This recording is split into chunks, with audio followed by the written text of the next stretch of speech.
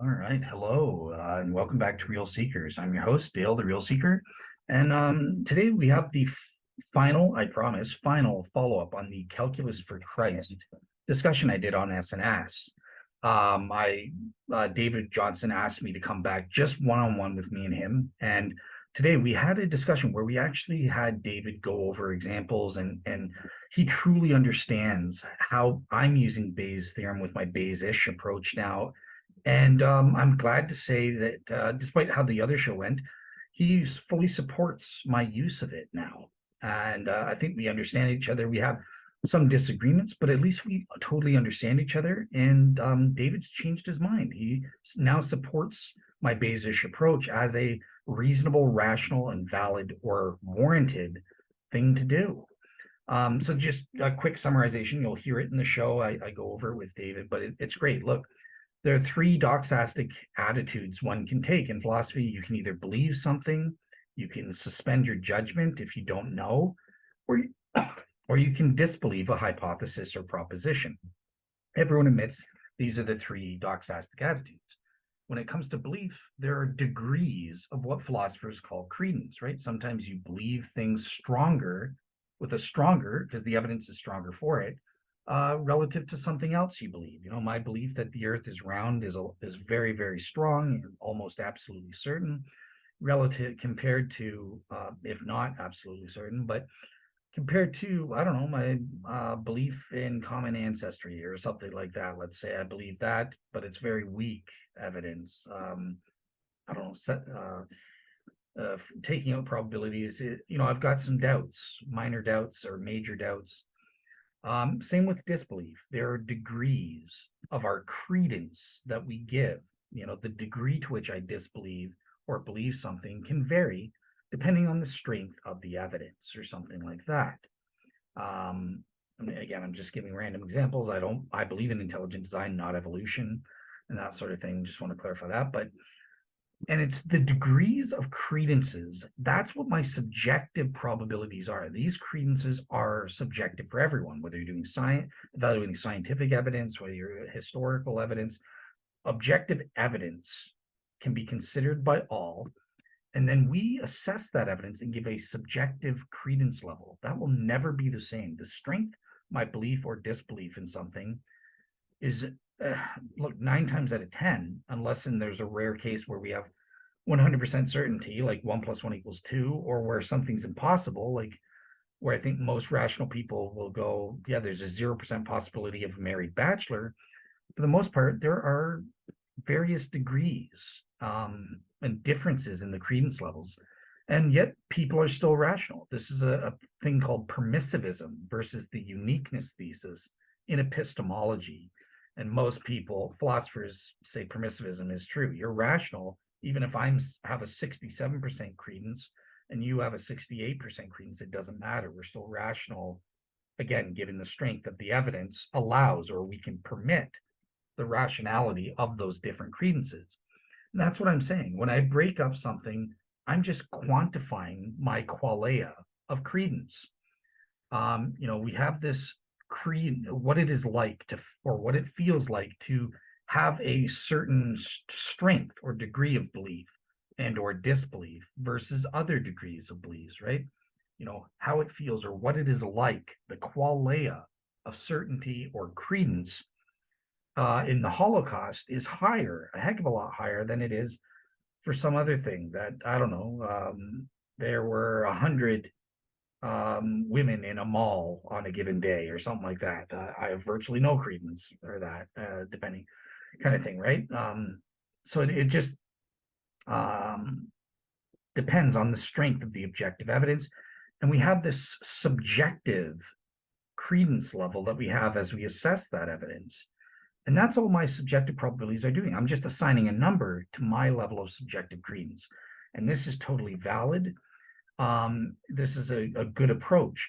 Now, McAtack, obviously, when I say it's subjective, here's where my reasonableness range comes in, because there is an objective standard, right? It's not just in subjective relativism. Not all levels of credence are objectively valid or justified, rationally justified or reasonable, or as I would like to say, warranted. And that's where we have to assess. If some guy says, well, I've only got a 20% credence level that the Holocaust happened, and we all have the same evidence, videos, photos, living eyewitness testimony from various walks of life, and we all have the same evidence. If you're only 20% have a 20% credence level, meaning you actually disbelieve the Holocaust happened with an 80% degree of credence, something's wrong with you. You are not warranted in assigning that level of credence. So yes, under permissivism, we can permit a range of a thing. You know, if somebody says I'm 97% convinced the Holocaust happened versus 98%, well, both are rational. Both could be said to be warranted subjective credence levels. And again, but somebody again with 20%, he's unreasonable. He's not warranted. Something's wrong. Something happened there. He's biased, or he's missing some evidence, or he misunderstood something. And again, that's where we would debate and figure out, you know, why do you assign 20%? What are your reasons, objective reasons, back and forth on both sides, and then they would debate it out and hash it out, and you would realize, oh my gosh, I wasn't considering this evidence, or I was misunderstanding this evidence. I got something wrong. You're right, the Holocaust did happen. This is how the process would work. And David agrees with me about these subjective credences. The one thing I missed about that is I just wanted to add that there's that further question that I didn't go over with David in this show about, okay, and there is that further question. Well, are those subjective credence levels that people assign, whether you give it a subjective probability or you just keep it in words or vague and just kind of that qualia of certainty, that qualia of warrant, you know, to assess the degree of credence you have for a proposition, either in belief or disbelief, you can ask, okay, and is that objectively warranted or not? Or at the very least, is it objectively reasonable or not, right? Because I don't, my standard, I don't require full-on warrant, even though I think that's the standard for knowledge, a warranted true belief. I allow for a reasonableness range and permissivism, and people can be objectively reasonable under the court standard. And it just depends, are they rationally justified? Do they have good reasons for believing the Holocaust happened or not? And yeah, we can make that argument. So there is an objective standard. Even I'm not saying we accept all subjective credence levels as being objectively warranted or reasonable. So there is that further question. And I totally skipped that part with David. We know that he disagrees with that from the other show, where he says, well, as long as someone has reasons, whether they're good or not, they're reasons. So all reasons are good reasons for him, and he would accept even the guy who says the Holocaust is only 20%. I would take issue with that. So I just want you to be aware of that. Just because I'm talking about subjective credence levels doesn't mean that there's that further question. And are the certain specific subjective credence levels that people assign, are they objectively warranted or not? And we can say yay or nay. Are they reasonable or not? And we can say yay or nay. Are they rationally justified or not? We can say yay or nay. I just talk about, with my subjective credence levels, I just argue for rational justification or a reasonableness range standard, whereby people can be, as long as they're rationally justified, then their subjective credence levels are permitted under the permissivism position. Other ones are not permitted because they're outside that range. In terms of the question of warrant, I've done previous shows where I actually do believe in the unique theistic uniqueness thesis. So I think only God's subjective level of credence given a set of evidence is warranted for something, right? So God says, well, if I was limited to the evidence that Dale has for the Holocaust, and or that humans have for the Holocaust, or whatever it is, given the limitations of a human being, the correct, unique level of credence, that is the warranted level of credence, subjective credence, is what God has. It's 70%, whatever he would have in that hypothetical situation. Obviously, because God has 100% in all cases, he's omniscient. But Still, God can also say, well, if I was limited like Dale and just had knowledge of the evidence he does, I would be 70% convinced level of credence that this proposition is true, or 20% or whatever it is. And that is the warranted credence level, the only one that's correct. This is a belief I have. So I call this the theistic uniqueness thesis thing. And then, but why? So why isn't warrant my standard when I'm assessing subjective credence levels for religion? And it's because I think that we can be rationally justified a lesser standard than warrant. So we can't claim knowledge, but we can claim to be warranted-ish because our rational justification is guaranteed to be warranted-ish, given God will prevent undue confusion. So as long as I can prove I'm rationally justified or my credence levels are within the reasonableness range, remember the Holocaust example, the guy with 20%, he's outside of that range. He's not warranted-ish. He's not warranted at all. As long as I have that, then I can say I am warranted in believing. If I fall within the reasonableness range and God is preventing me from having any undue confusion, that converts rational justification to warrant. And I claim to have knowledge to whatever degree I have, whatever my credence level is. This is getting too complicated and stuff like that. I just wanted to clarify that because me and David don't do that. Apart from that, me and David have an amazing discussion. This is the best one. This is, in my opinion, the Calculus for Christ episode as it should have been. We came to a new understanding, agreement and stuff about the validity of my method. So yeah, enjoy the show. Hello and welcome to another exciting episode of Skeptics and Seekers Sunday Sermon Supplemental 5S, and also an episode of Real Seekers, because we're both going to be using this recording. How you doing, Dale? I'm good. I'm good. Yeah, no one. It's nobody's show really. It would just be weird if we both did our introductions all at the same time, That's because exactly, that's just yeah. crazy. So this Well, is a I have show. heard some podcasts that do that. So Yeah, so there's no leader, there's no moderator. This is just us. We did a session yesterday. We call it a practice session, I suppose. It was most illuminating. You will never see what happened on that show, but there might be a summary here in a moment. Dale will be the chief summarizer in chief. And this show, we thought that it would be useful to just hit record on, so that you could both see how we do this when we're tackling a real proposition. And so before we jump into this one, even though I've got some stuff on screen here, Dale is going to also have some stuff on screen. I actually don't know how this works when two people have stuff on screen.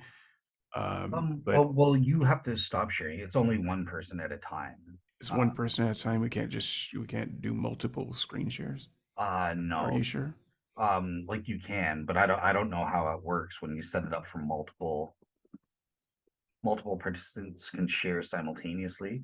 Okay, just try sharing your screen at some point when you're doing this introduction. And if it knocks me off, great. Or if it doesn't share yours, great. But at least we'll know, because I think you can do. Okay, well, if you I think you can do it both. If you can just stop sharing for a second, then I guess I'll share my thing. Do you have a share button available right there? I do, but if you just hit it. Stop other screen sharing. Do you want to continue? Yeah, just go ahead and do that. Okay. Yes, okay. Perfect. Okay, cool. So, I don't want you guys seeing my email, but anyways, there it is. Cool. So yeah, so yesterday me and David did a practice run, just kind of going over the math and explaining how it works and everything like that. But the first thing I did, because there's a lot of misunderstanding, whether it's from the Christian like Mac Attack on the show or Andrew and stuff, there's this confusion about what I'm talking about with subjective probabilities and versus objective evidence. And I keep saying, look, every single one of you guys are doing the exact same thing that I'm doing. I'm just better. I'm just more explicit because I'm actually assigning numerical values to the reasoning, the objective reasoning, and my subjective assessment of those objective reasons. So the first thing I did with David was just kind of try to establish that we are in fact doing the same thing. And I want to run through the exercise and stuff, right? So okay, so David, I can stop sharing, I guess, for now. But David, um, in philosophy, there are three different types of doxastic attitudes. Doxastic referring to beliefs and stuff like that, right? So you can either believe a given proposition or hypothesis is true. You can disbelieve that it's true, so you think it's false, or you're agnostic. You can suspend judgment. I don't know. Maybe this proposition is true. Maybe it's false. These are the three main categories of what philosophers call a doxastic attitude. Um, would you agree that you believe things, you disbelieve things, and maybe there are some times when you just suspend your judgment, you don't know? Yep. Perfect. Okay, cool. So we all agree on that front. Now, the second component is what philosophers call a level of credence. So, taking the fancy words out, David, are there things that you believe with varying degrees of strength? So, for example, are there things that you are absolutely believe absolutely are true? You have zero doubts at all. You know it's true absolutely. Yes. Okay. Are there propositions that you believe, but you have some minor doubts about? You're not absolutely certain about it. Yes. Okay. And are there propositions that you believe, but you have some major doubts about? You got a lot more less certainty about it. Yes, but we get into a complicated territory because if I have major doubts about it, I probably wouldn't say I believe it. Well, it's are there examples where you're like, yeah, all things considered, yeah, I do believe this is true, but it's a very weakly held belief because of the. I would, sure. I think I understand where you're going. I'll go ahead and say yes. I just wanted to clarify that. There are things that I believe weakly. Cool. Okay, same questions, but on the opposite end. Are there things that you disbelieve that are with absolute certainty, no doubts at all, or anything like that? Absolutely. Cool. And I take it you would also agree there are varying degrees of disbelief that you have, right? Maybe you disbelieve something and you have some minor doubts, or you All disbelieve. Huh? all the same categories. Yes. Awesome. All right, cool. So that is what that varying degrees of belief and or on the other end disbelief are what philosophers call your level of credence. There are degrees of belief and stuff like that. And that is what that level of credence, that subject, what David would call the subjective, that subjective only in the sense that, look, only you have private access to your level of credence. I can't access that unless you reveal it to me or tell me through some objective means, right? So that's the difference between objective and subjective. Is just objective is it's directly accessible to other people outside of you. But in terms of your level of credences, I'm not a mind reader. I can't look into your mind and assess, oh, yeah, David believes this, but he has major doubts. Or, you know what, David believes this, but he has some minor doubts. I can't get that unless you reveal that to me and tell me. So that's what I mean. The levels of credences are subjective. Would you agree with that? Yes. Cool. And that's the same for everything, right? The levels of credence for scientists deciding on a scientific hypothesis in the absence of statistical probabilities or something like that, that's subjective too. Uh, I don't know that I want to speak about the realm of how scientists think. I'm not a scientist. I've read lots of science books from physicists and so forth, and I don't know that there is a one-to-one correlation between how a scientist thinks and how a non-scientist thinks about these things. Okay, I'll just tell you then it is. It's exactly the same. When they lack statistical things, if they say something that can't be proven absolutely or something, and they're just giving their level of credence, it is the same. It's the exact same process, right? They're just reporting on their subjective level of confidence. But the They point that I they wanted they to, tend to talk about things that they know and can prove, and they might talk about a theory as to what a logical conclusion for those things that they're studying. These are the evidences of the things that I think. For instance, string theory. You can listen to Brian Greene on string theory. He's very very big, and we know that string theory is an unproven theory, but within that, he gives you lots of actual, tangible, real things to study, and then you can determine how likely it is for string theory to be true. He doesn't, he, you know, he, that well, but I don't know that he would say, yeah, I believe it's, 87% no, we're proven. not talking about percents yet, right? All right. I have literally heard scientists say, without any statistical calculations or any, they'll provide their reasons in words and stuff like that, but they'll literally say, I think this is more probable, or I think I believe this. Yes, there are some things against it or some doubts about it. We can't prove it absolutely certain, but they'll say what you said. For example, they might say, yes, I believe this very strongly. I have some doubts, of course, but yeah, they'll say some stuff of that nature. Well, sure, but then their scientific papers and documents, even popular books, are full of things that can be statistically and scientifically cataloged. And so Irrelevant. that's That's the question of the evidence and stuff. They're still, in terms of them giving their subjective level of credence in words, they're doing the exact same thing you did, right? Like what you're eh, saying is it's a question of evidence, right? Like, oh well, hey, they evaluated, they right. I'm more thinking about their public communications and exactly how they communicate it. And I'm not comfortable with saying that when they communicate these things, they're doing it exactly the way you're describing, or exactly the way I might communicate something that I think but can't prove.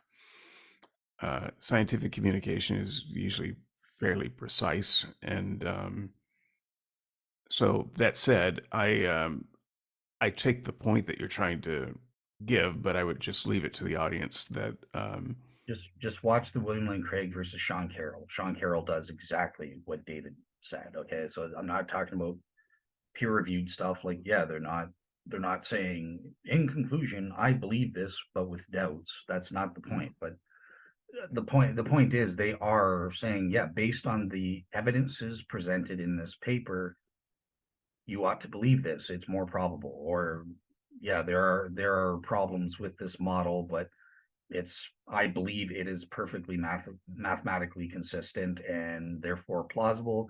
And I think it's more likely than some other model. You know, they favor their models over other models. So they do make these subjective level of credence things. And the point that I was trying to get is that every single one of us, every one of us, in the do make these subjective credence assessments, and that is what corresponds to my subjective probabilities. That's what I'm calling subjective probabilities. I'm just so this qualia of my credence. I'm just translating that into a number. I'm quantifying my qualia and saying, "Hey, I'm 87%."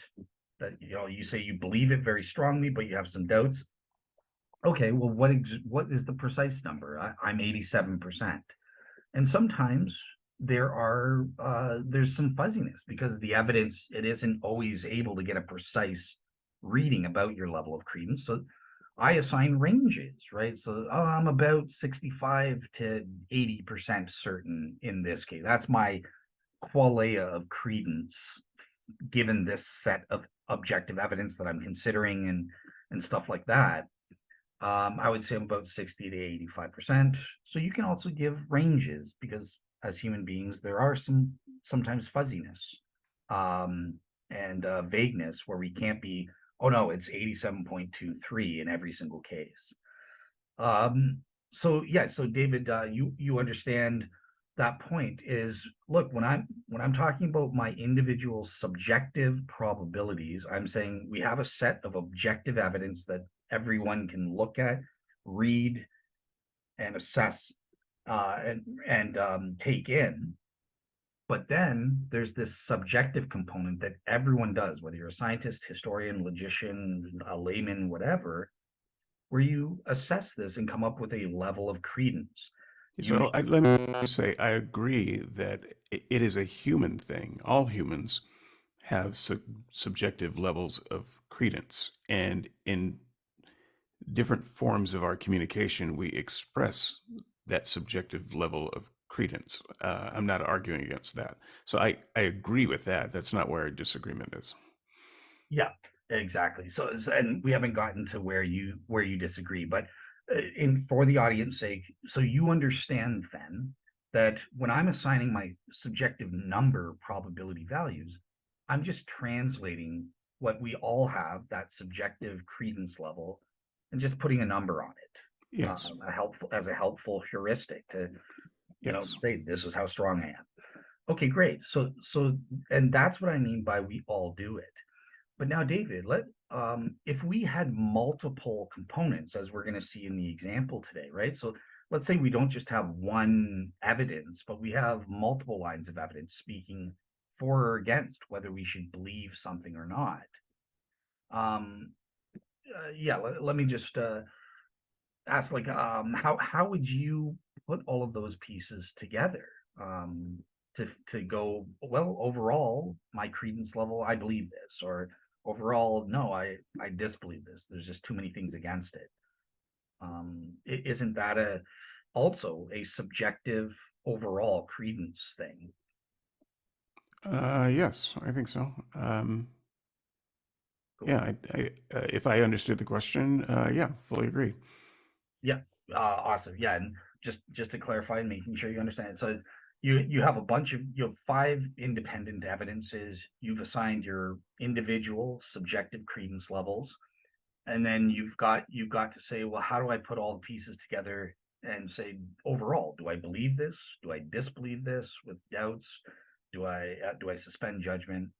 Ultimately, you're making an overall credence assessment, and that is also subjective, in the same way the individual ones are. So that's all I was saying there. So here's another key difference, and why this is when I'm asking what's the overall credence level. My method, this is where I bring in Bayes' theorem, and I just plug in those individual subjective credence levels quantified, as David likes to call it, quantified qualia, the qualia of my level of credence for each individual aspect. And Bayes is an objective way. So I'm superior. I don't just have a subjective overall credence level. I actually have an objective overall credence level given the individual inputs, and I get my overall thing with my Bayesish method. I find out, well, if these numbers are proper, this is objectively where you would be overall. You should believe it, you shouldn't, you should disbelieve, or you should suspend judgment, depending on where it comes out. Um, is that part clear as to where there's a difference in our methodologies? So on the overall, Right, but am I going to get a chance to spell out the differences? I understand it. yep. One thing I just want to say before you do, because I Okay. forgot to say it before and I should have, is okay. So in philosophy, so when I'm bringing in these numbers, right?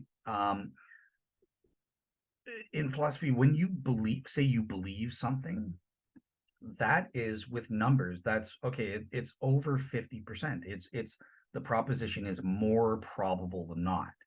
So that means anything more than 50%, any all the way up to 100%, means you believe. And again, there's a spectrum there. So those are the different credences. I may have a 60% level of credence versus 85. Same with the disbelief. There's a spectrum there. So anything that's less than 50%, all the way down to 0%, means you disbelieve with varying levels of subjective credences. Obviously, 50% is the only one I would argue where you should, technically speaking, on suspend judgment and that sort of thing, just on a straightforward evidentialist account. So that was the last thing I just wanted to say. But yeah, over to you, David, if you want to spell out some differences. Yeah. So I'm not trying to debate the issue as we did yesterday. I'm just trying to spell out the differences in our positions, and people might be confused about the differences uh, in our positions because I seem to have agreed with everything. But what I've agreed with is that I understand how you come up, or why you come up with your numbers and why you think they're superior. But you were having trouble understanding the pushback of why people don't seem to accept that. Uh, and so it is not that we don't have subjective, um, what is credences. Yeah. It's not that we don't. It's not that we don't have subjective credences. That is extremely human. Of course we do. We very much have subjective credences, and we convey those subjective credences with words. So the example that I used yesterday, because I've been an app reviewer and product reviewer, um, and if you're writing for someone else, you're using their star system, or whatever their number system is for reviews. You might have like a 5-star system. Is this a 4-star, 4.5-star? Do they allow half stars? What do these numbers mean? Because if they just exactly uh, uh, relate it to the numbers, then a 4-star review would be 80%. And a 4.5-star review would be 90%. If you see where that's going. I mean, if we just wanted to put numbers there, but the star system is a kind of a repudiation of the number system because it's fuzzier than that. And they don't want to put exact numbers. And so the stars kind of represent ranges. But if you say that 1 star is 0 to 20%, 2 stars is 20 to 40%, 3 stars is 40 to 60%, 5 stars is I lost track, 5 stars 80 to 100%. If you say that, then you're just reintroducing the numbers that you were trying to get rid of in the first place. We didn't want to do numbers. You can do numbers. You can say 85.2%. Reviewers don't want to do that. Publications largely don't want to do that. There's some that do. But when they implement a star system, they're doing it precisely because they don't want a one-to-one um, system of uh, reducing their opinions to numbers. They are doing exactly the opposite. They want you to not think of a numerical value. They want it to be fuzzy. It's not a specific range. And to understand the star system, there is usually a chart, or a write-up, a brief paragraph, or an article that they point to. And that article explains what their system means. Even the ones that use numbers explain what those numbers mean and why you can't really trust the numbers as precise guides. Even the numbers are heuristics. They're not precise. And so companies that do this professionally want to give you a complicated opinion about a thing.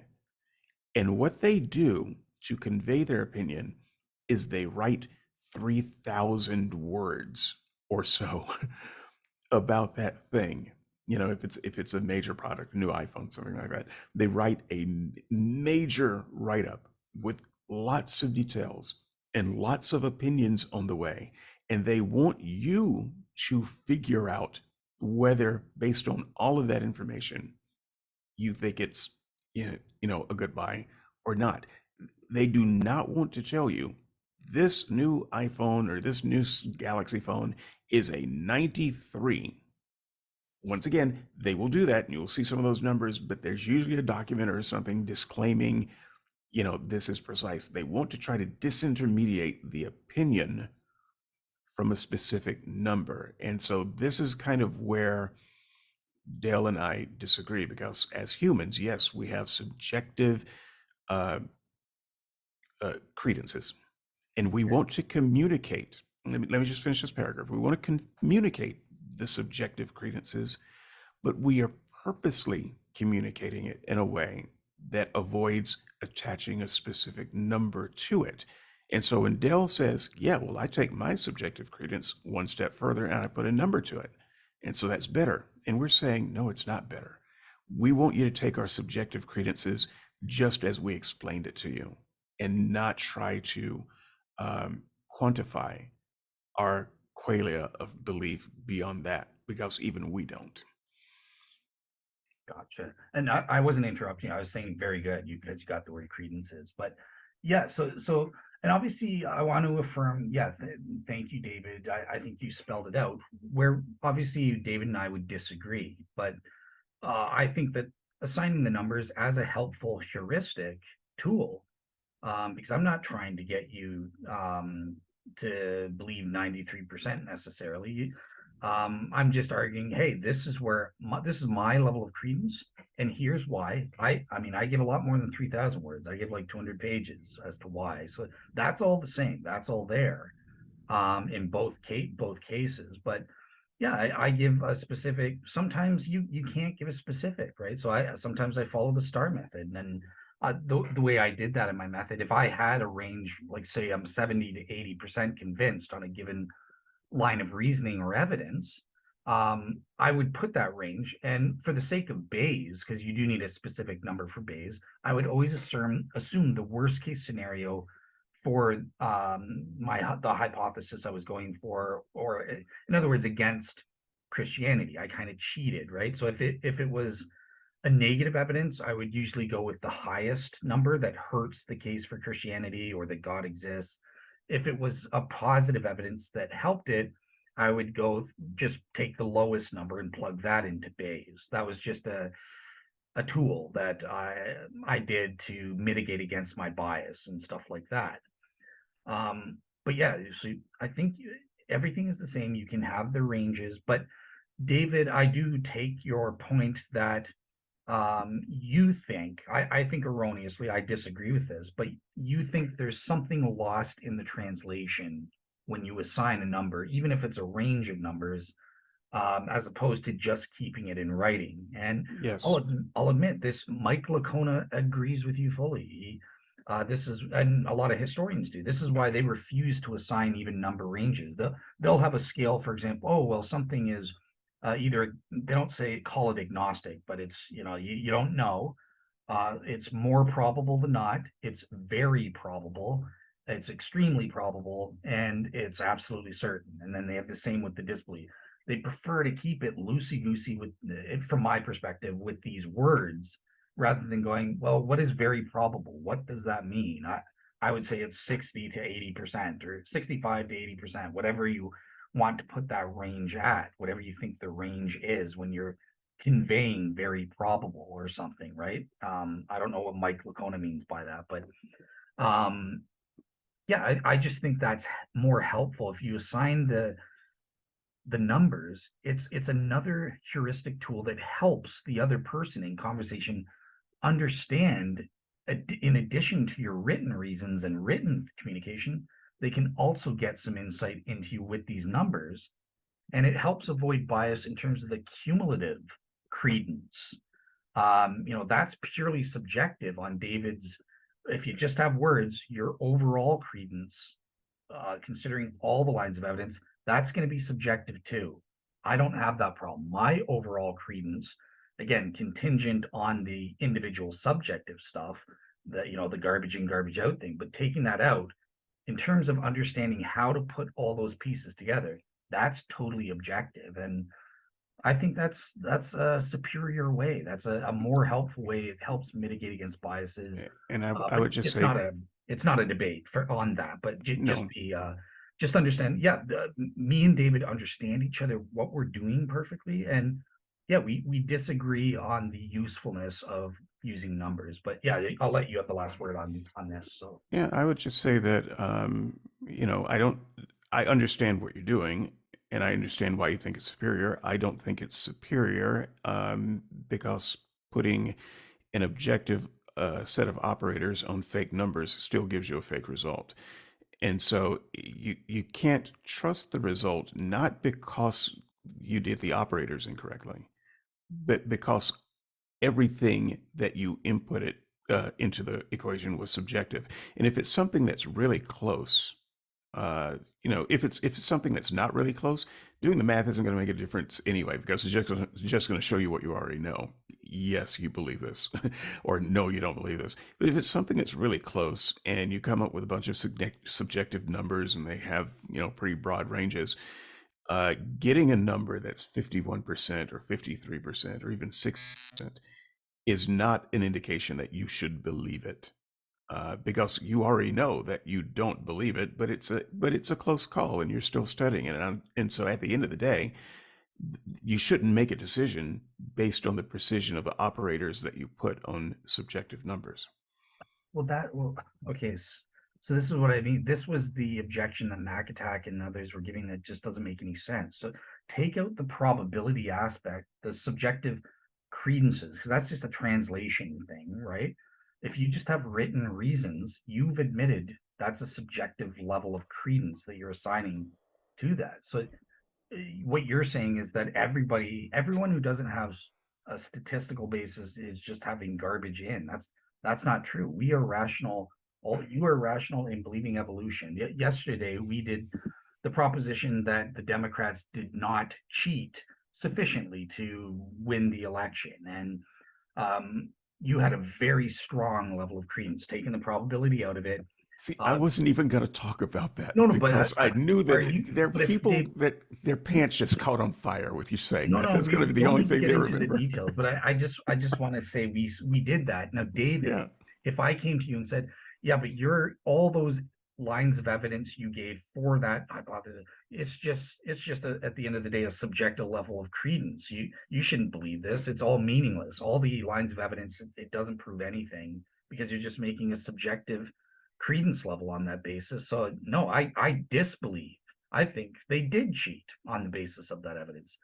No, you think you're rational, and you're correct. You are rational, even though you're using subjective credences. So it's exactly the same. Subjective credences are not GIGO, not necessarily, right? You have That's my point that I wanted to go against Mac and Andrew and everyone else. That's No, the it's point. it's not garbage, but it's also subjective, and that's why you know trying to add precision to something that is inherently imprecise is will leave you with something inherently imprecise. So by doing the operator, you come up with a false security of your precision that you can't have. And my personally, and I don't know that this applies to other people who object to your particular method. I believe that Bayes is the wrong tool to do the thing that you want to do, because Bayes wants precise numbers to live its best life. And with this type of thing that you're doing, whether it's you or Richard Carrier or Swinburne or Pascal, it doesn't matter. What you're doing is giving the math not actual precise numbers, and yet you're leaning heavily on the result. And so I would just say that if you do this operation and you end up with a number, you should feel as fuzzy about your end number as you do about any of the inputs that you had when you started. Again, we are turning into a debate, but yeah, like I just Yeah. fundamentally disagree. No, I Yeah. when I have a But range, the thing I'm is, we do absolutely. understand. I do understand your position. I just want the audience to know. I understand your position. I know that you understand my position. We're just relitigating Yeah. Okay. a thing. Just for the audience. So what I hear, David, is again, it's not about the numbers, but I'm going to use that as a tool here to illustrate, right? Like I am at when we have our own range. Sometimes the evidence is of a vague nature where we do need a range. I do confess that, and there were certain factors where I was okay. I'm 75 to 80%, or even wider, or maybe I'm like 65 to 85% or something like that. And I handled that. But in terms of that range, I'm absolutely certain that is my subjective level. It is, if you assign 64%, that's incorrect. That is garbage in. It has to be minimally 65%. And I would always go again with the number that is hurting, the hypothesis that I want to be true or something like that, just as a practical way. But Yeah, it's but I not. see. I actually David is disagree with kind of that saying, well, too. see, you're missing something. It's actually 64.5. Um, and because you're just giving a subjective thing, you've got the range wrong or something like that. I would say no, that's impossible. When I do have a range, or I have a precise, even when I have a precise number, that is my number. Remember, it's subjective. I alone have private access to it. And that is an incorrigible belief. I cannot be wrong any more than I could be wrong that I'm feeling happy. No, you could dispute that and stuff like that, but only I have private access, and it's an incorrigible. I agree. I agree with that. That's not debatable.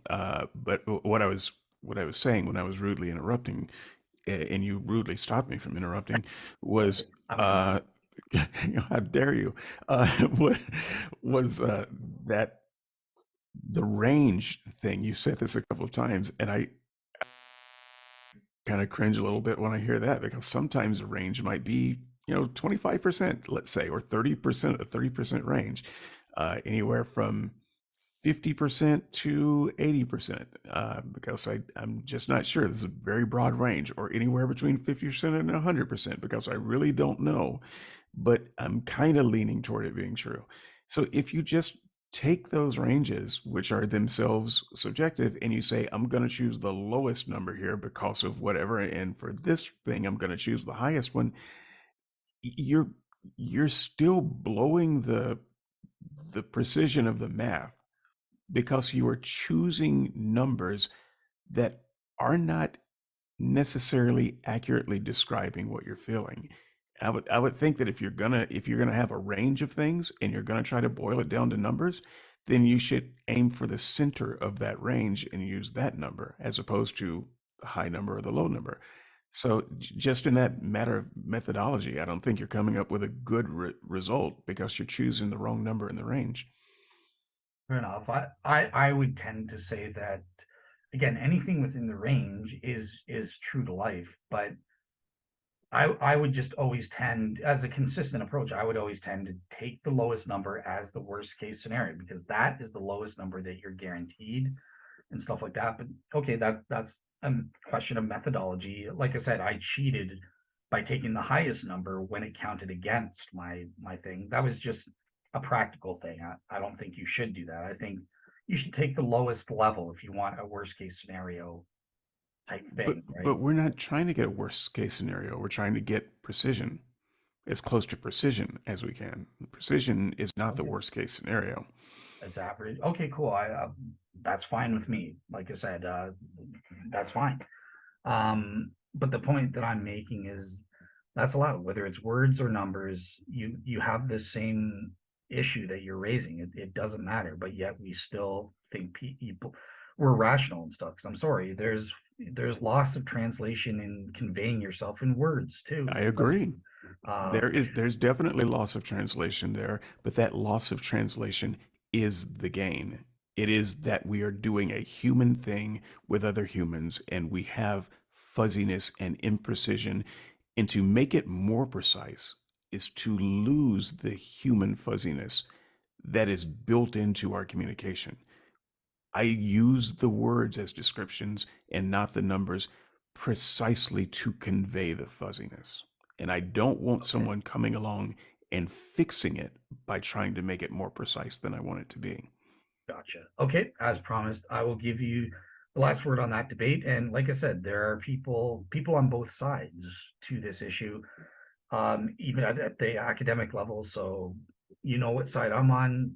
You know what side David's on. All right, so And let's that said, I'm going to do the numbers today anyway. So, exactly. so this is. I'm like, have you forgotten why we're here, David? But all right, cool. So basically, I told the audience what we did yesterday, but for today, David came up with his own hypothesis, essentially trying to prove that the God of the Bible, so obviously David's an atheist, it's not about whether God is real, but it's the God as described in the Bible is not an omni-God. He's not omniscient, he's not omnipotent or something like that. So David, with that, you get to lead this part of the discussion because you've done, what did you do? You tell the audience. I'm going to share my screen. So let me hit that button and switch to my thing right here. Okay. Is that showing up for everyone? I don't hear you, everyone. Okay, I'm going to assume that that's showing up. um, so the God of the Bible is not omni. This is actually Yes, it is. Sorry, I was frozen there for a second. But yeah, no, no, see it. that's okay. I hit you with my freeze ray. Um, the folks, you too can get a freeze ray for $19.99. Skepticsandseekers.squarespace.com. The God of the Bible is not omni. I've been working on this. Working is a strong word. I've been kind of mulling through this proposition for a few years because I've heard a lot about this God of the philosophers and, the omni aspects of God and what he has to be, with William Lane Craig's version of the cosmological argument. He does the first part, and then there's a second part where he goes into attributes of God that I think no one could possibly know or intuit from philosophy. And I began to ask the question, does it even make sense that the God of the Bible is an omni-God as Christians say he is? And is that theologically sound? And the more I thought about it and looked into it in my spare time, the more I became convinced that, for the first level of um, credence I had was, I'm not sure. It's not a slam dunk. It doesn't seem like he is necessarily, but maybe there's some things in here that can be interpreted that way. And the more I studied it, the more I went to disbelieving the proposition that the God of the Bible is an omni-God. So I'm willing to say the God of the Bible is not an omni-God, but to what degree of credence? Um, let's find out, shall we? Um, so shall we go through? Yeah, I was just gonna ask, do you want me to let you go through everything and then come back, or No, should I? let's do background knowledge. And we were having some issues with background knowledge the other day. And so before I give my background evidences, which is on the screen so people can just read them, um, go ahead and make whatever corrections you wanted to make about what you had said about background knowledge, and then we'll go through and see if any of these and which ones qualify for background knowledge. And if there's some that don't qualify for background knowledge, I will either move it to the evidence category or strike it. Mhm. Okay. All right, cool. So yeah, so the other day there was some confusion as to what is the distinction. Like basically, background knowledge or evidence is anything that shows the hypothesis is true or false based on the intrinsic considerations, right?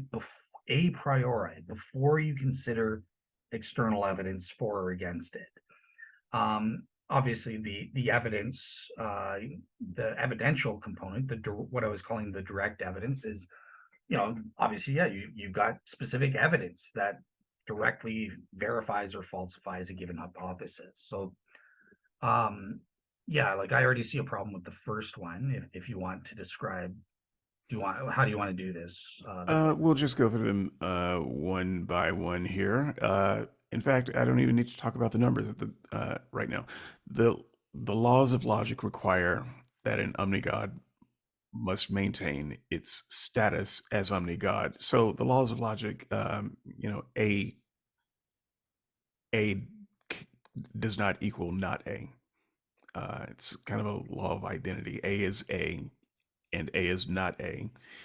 A cannot be not A. And so if we apply that here, um, the laws of logic require that an omni-God must maintain its status as an omni-God. A must equal A. Omni-God equals omni-God, and cannot equal less than an omni-God. So that's pretty clear, even if it's not terribly clear the way I've written No, it. I totally So get it. yeah, so an omni-God has to be an omni-God, and you can't say that he's God, an omni-God, if he's less than an omni-God. So Jesus, and so the rest of this is just spooling out that a little bit more as a specific. I probably didn't even need to put it here at all, but Jesus equals limited human, therefore less than omni-God. Jesus is God, therefore God is not omni. Gotcha. Cool. So, and just for the sake of the audience, obviously, as a Christian, I could debate David's thing and say, well, this isn't a fact. Jesus was never less than an omni-God, but that doesn't matter for David's sake here. I'm assuming the facts as he's giving it, right? So, let's assume that it's true that the Bible describes Jesus as not as less than an omni-God. Now, this is a good argument, I think, but I would include this as direct evidence, not background knowledge. Why?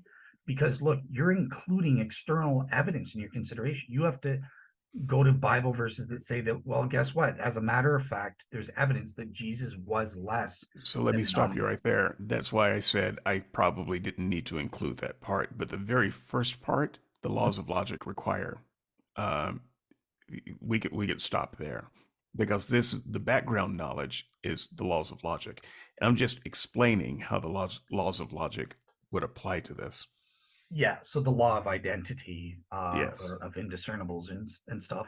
I would agree that would be background evidence, but the only thing with it is that would do nothing to, you would still be at 50-50% because it's a tautology. Yes, the laws of logic require A to be A, or an omni-God to maintain its omni-God status. Otherwise, it's no longer omni.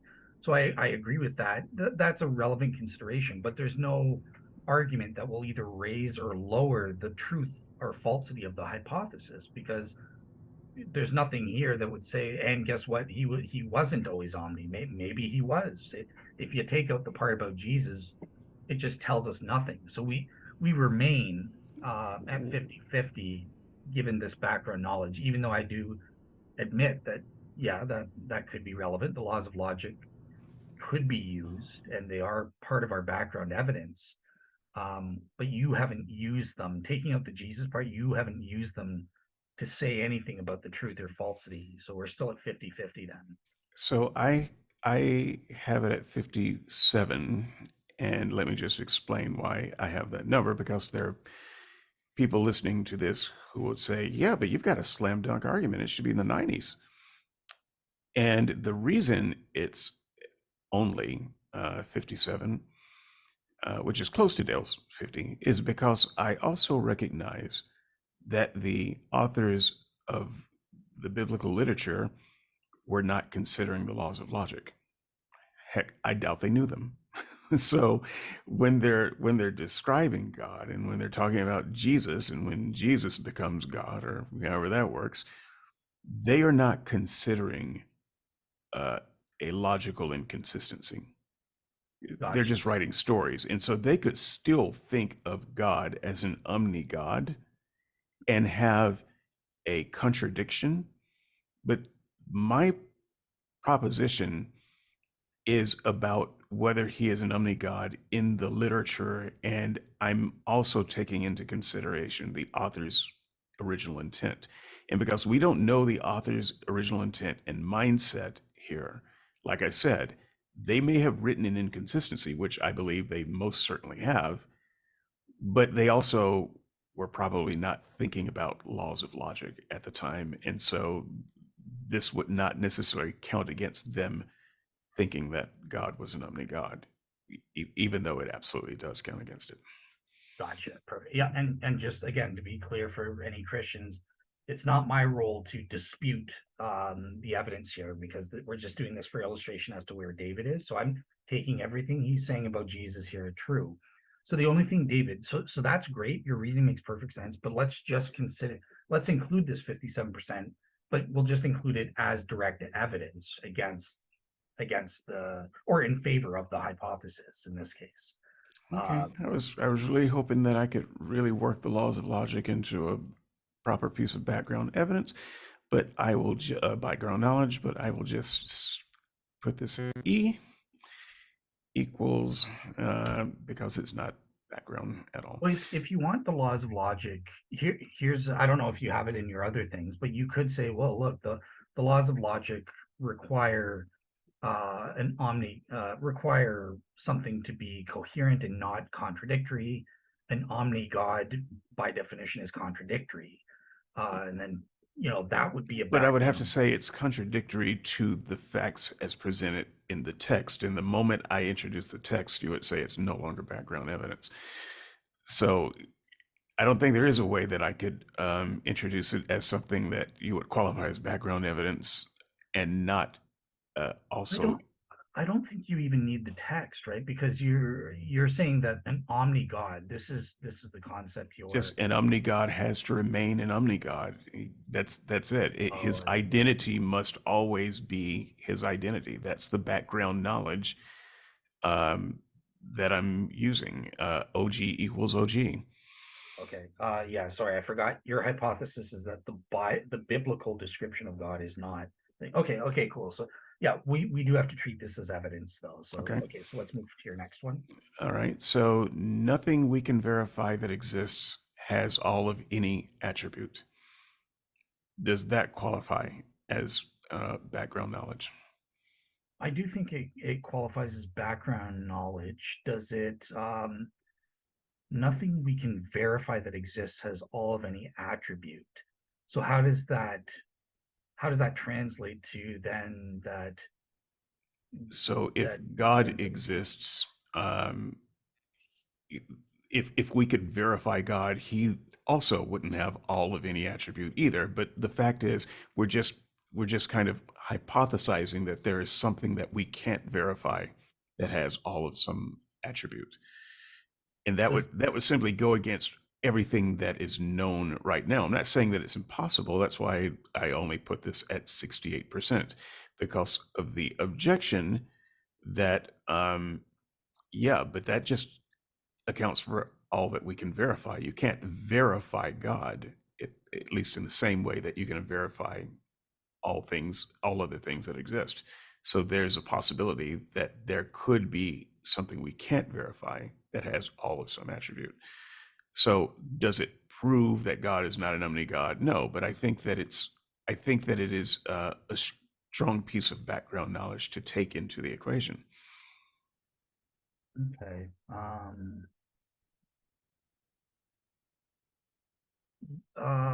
Yeah, I think this could work. Like obviously you need just a little bit more, like maybe you would need something that from the Bible that speaks that I don't know, the only things that exist are things we can verify or something in the Bible that says that. And also, um, See, I was trying to leave the Bible out of my background knowledge, um, but I but think it's the just problem is your hypothesis is about the Bible, yes. the biblical description of God. Yeah, but you just Um, dinged me for including a theological element from the Bible in my other one, and I knew that might be subject to getting dinged, but I put it there anyway.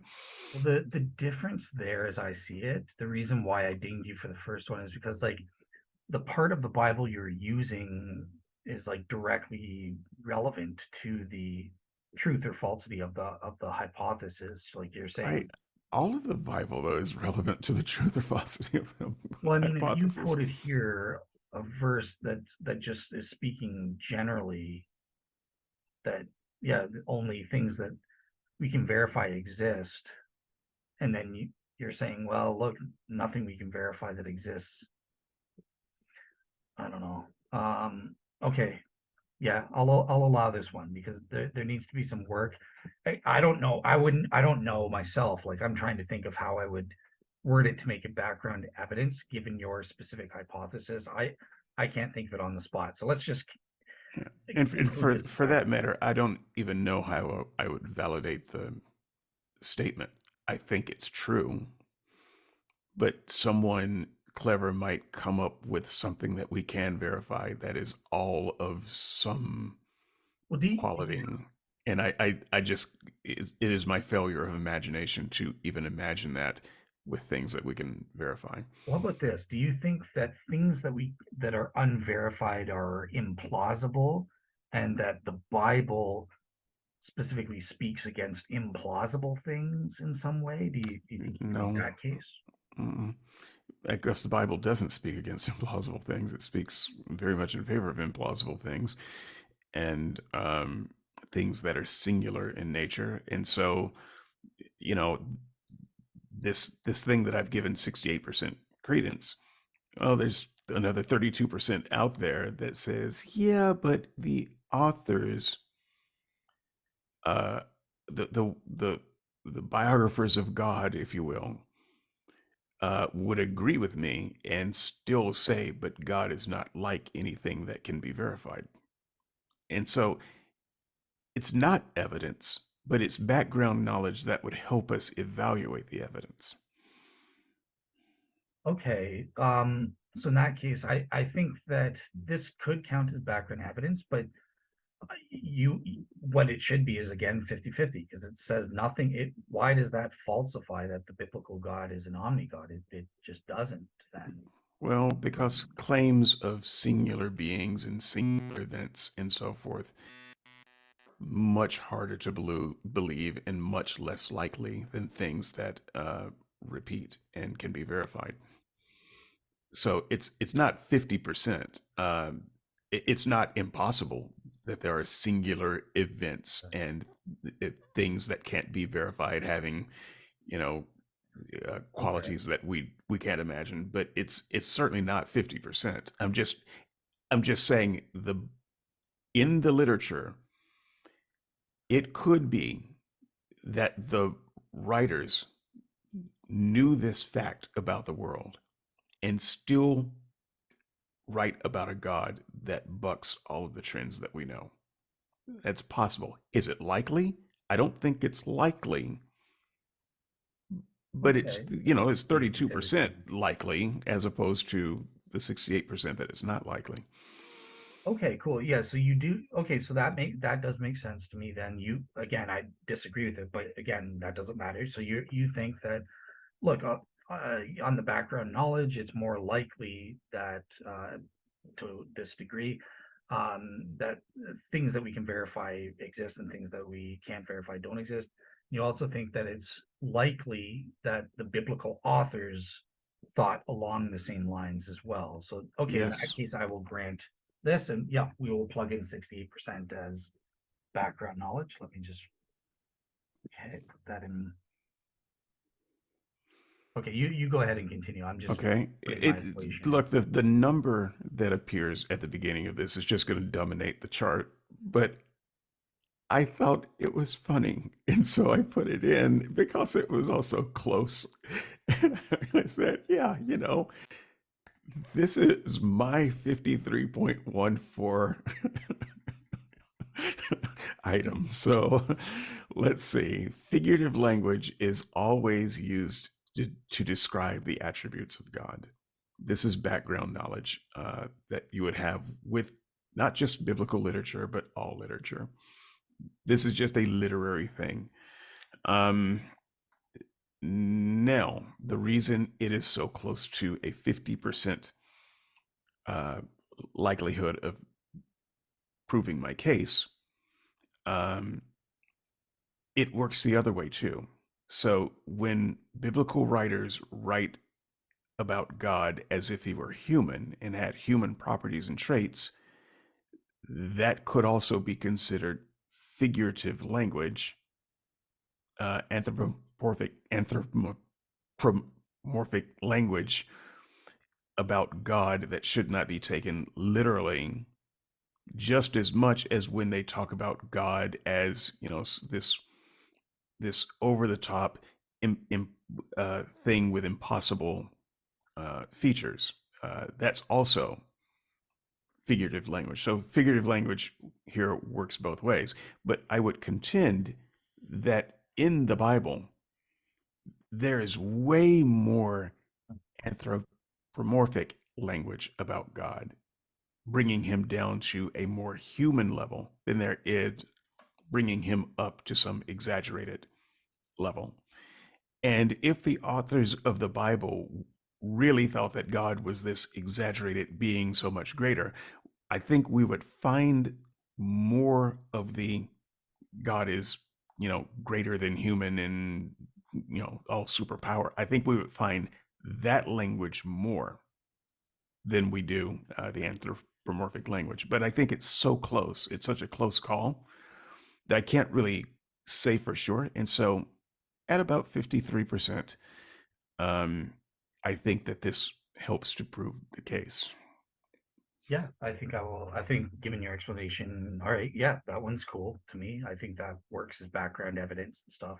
And one thing I just want to clarify, even though me and David are trying to do it properly and test out whether something is truly background evidence versus evidence proper, in terms of the calculation, the numbers, even if you screw up, it doesn't matter because all you'll see what we do at the end. It's just multiplying. You're going to end up with the same answer, regardless of whether you consider everything in the evidence category or you consider everything background evidence. If you or screw things up, either way, we're all multiplying everything. So the numbers are going to be the exact same. So if you're worried about, oh my gosh, like I said, me and David in the last show, sometimes we screwed up too, because it is difficult at times, right? But at the end of the day, the numbers will be the same. So you don't have to sweat it that much. It's just maybe you'll get a scolding from your professor if you call, well, this is technically background evidence. So but anyway, I just wanted to clarify that for the sake of layman in the audience who might be worried, like, this is so tough. How am I supposed to figure out whether it's background or just direct evidence? At the end of the day, who cares if you get it wrong? Just plug in the numbers, give an argument that speaks to the truth or falsity of the specific hypothesis, and you'll be multiplying out. You'll get the same numbers at the end. So, with that said, yeah, let's go back to trying our best to do it the proper way, though. Okay, these last two might get thrown out for two reasons. One, the numbers are high enough to blow the curb, so it might actually detract from what I want to see done here. But the other things is these might be questionable as background knowledge, but they're in there anyway, and I just want to argue them for a second. There are places where God is not. So I could stop there and try to push this as a background I, I knowledge would I would thing. say that this is direct evidence, though, right? Yeah, but right. So if you take the next sentence, Christian hell is defined by God's absence, exist exists. Okay, that exists in the literature. I should have just put it in parentheses, but there are places that God is not is background knowledge. We know that there are places where God is not. You can ask me to prove that, but that seems like background knowledge to the um, idea that the writers of God thought that he was omnipresent. Uh, so we can go into evidences to prove this, but it's common background knowledge that there are places where he isn't. Okay. Oh, okay. Now I get. There are places where God is not. I thought you were saying there are places in the Bible that say God is not not an omni thing. But you're saying no. Okay. So what I would change here, just say God is ontological absence, right? Because obviously the comeback is no. Hell is not defined that way. He's relationally absent, but he's ontologically present. But again, going with your thing, if you want your argument to be, would you say you have 98% confidence that the Bible is saying hell is defined as God's ontological absence? Like he's not even sustaining hell in existence at all? Or Yes, but here, let me just help to make this uh, a little bit better. I'll just throw this in parentheses, and we can decide to leave it in or not. But I would say that Actually, I don't even think the Bible would describe hell as being a place where God is not. That's honestly what Christians say hell means. And so when I said that this idea exists in the literature, I really mean it exists in the literature as defined by academic Christians.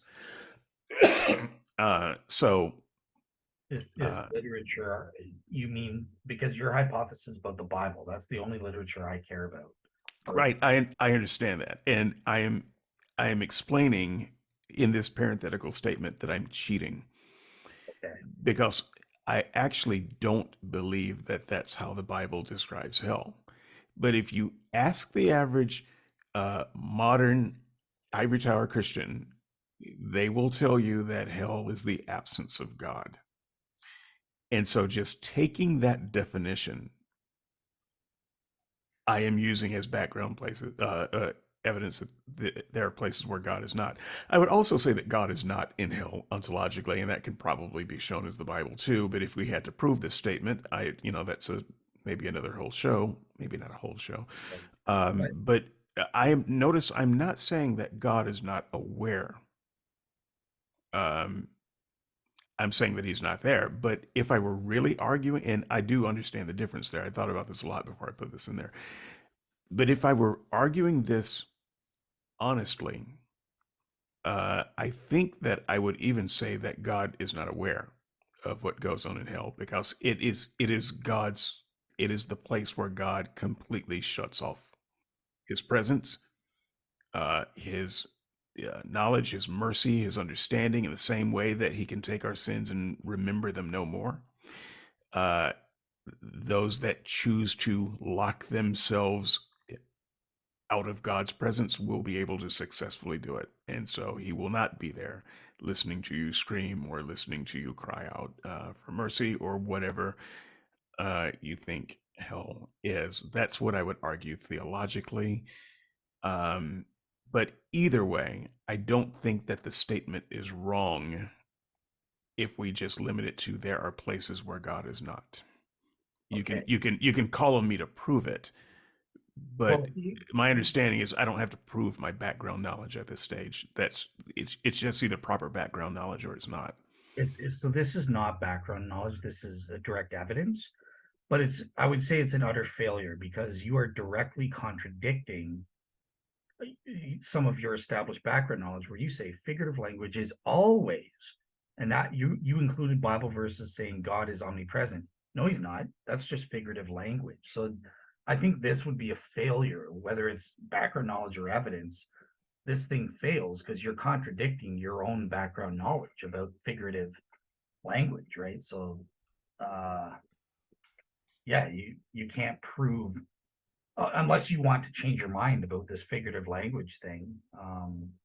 Like it No, it's I'm not going to change my mind about the figurative language thing. I was trying to find a way to strike through this, oh, and I do not know. Is there a keystroke for strike through? It doesn't matter. I don't even know what you're using. Is there a keystroke for Word or underline?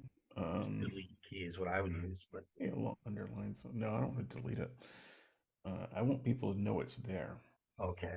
I want Maybe people to see my protest. highlighted in red, I guess. Yeah, that doesn't work here. This I'm doing it in Markdown, but it doesn't matter. That's fine. We will just say X. Now let's just add a couple more X's. uh, and so that means that we have stricken this one from the page. I'm not going to argue it overly because I expected it to be stricken. I just wanted my chance to argue it. There will be people who are thinking that my argument has been cheated because this is actually a strong piece of evidence, but I will accept all of the things that were said because I thought about some of them myself. And I don't want to blow the equation with a 98% number if I can help it. So I'm happy to get rid of it. Cool. All right. And the last piece of background knowledge, again, same category. Fully expect to throw X's here, but I'm just going to make the case anyway.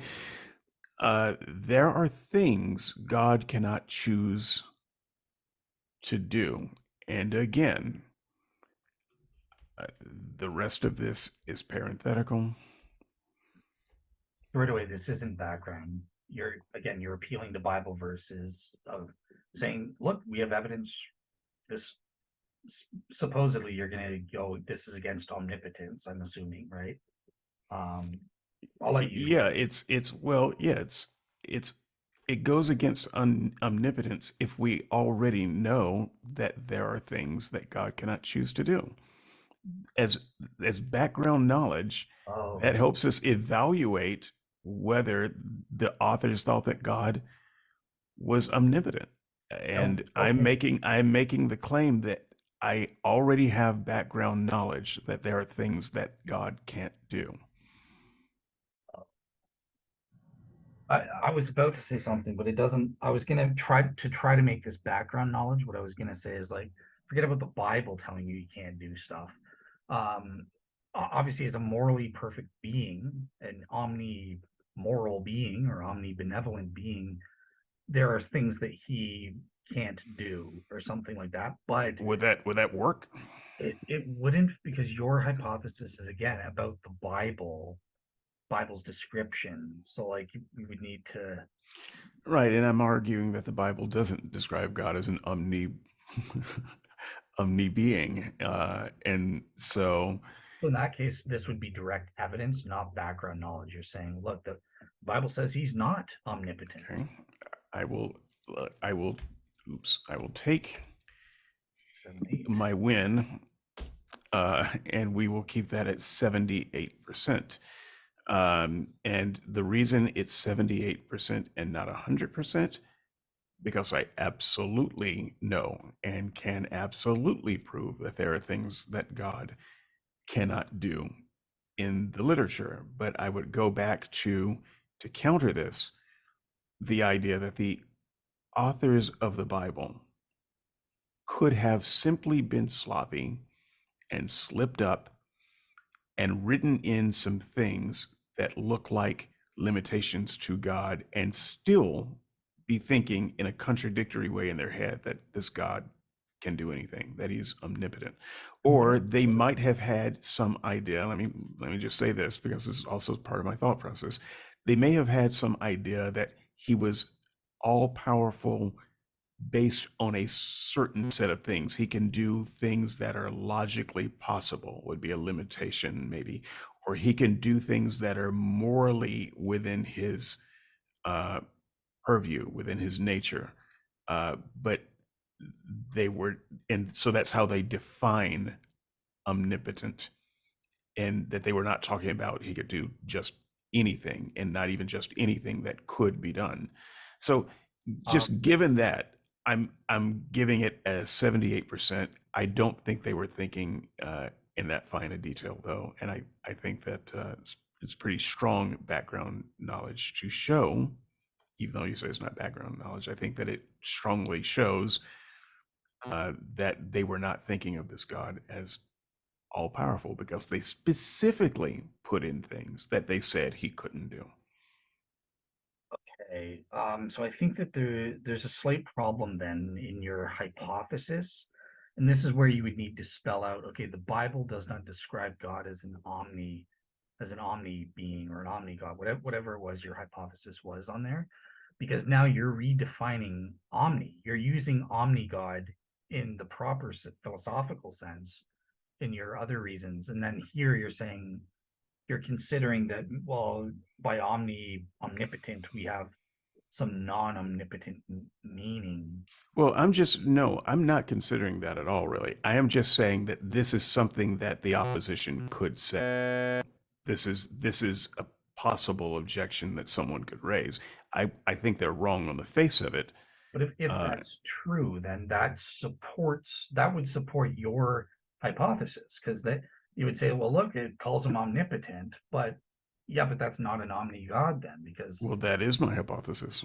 I think they would be wrong about that. But I'm trying to get inside of the minds of the writers. well, And I'm just saying, I'm trying even to give the writers as much possibility of what they may have been thinking of as possible. And so they could have put in some things that we see as limitations on God and still have been thinking that he was an all-powerful being, just thinking about it in some different way. They didn't see the inconsistency, and But that isn't inconsistency is not proof that they were not trying to write an all-powerful God. It's just proof that they were stupid at a so time of the writing. let's assume they were stupid then. You've 100% proven they were stupid in this way.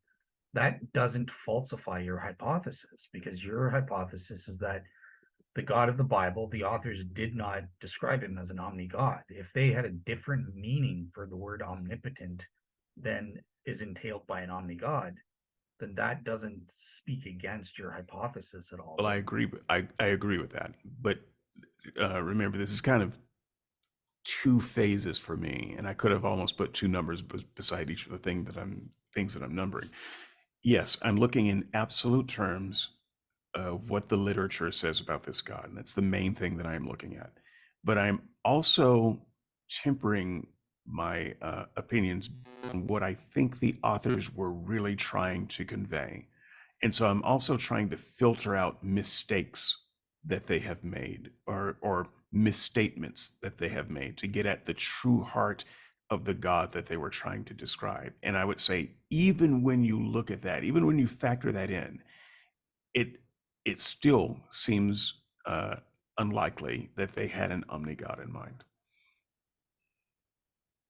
yeah, but yeah, like that's what I'm saying, is that even factoring that in, you shouldn't have gone down to 78%. You should still be at whatever.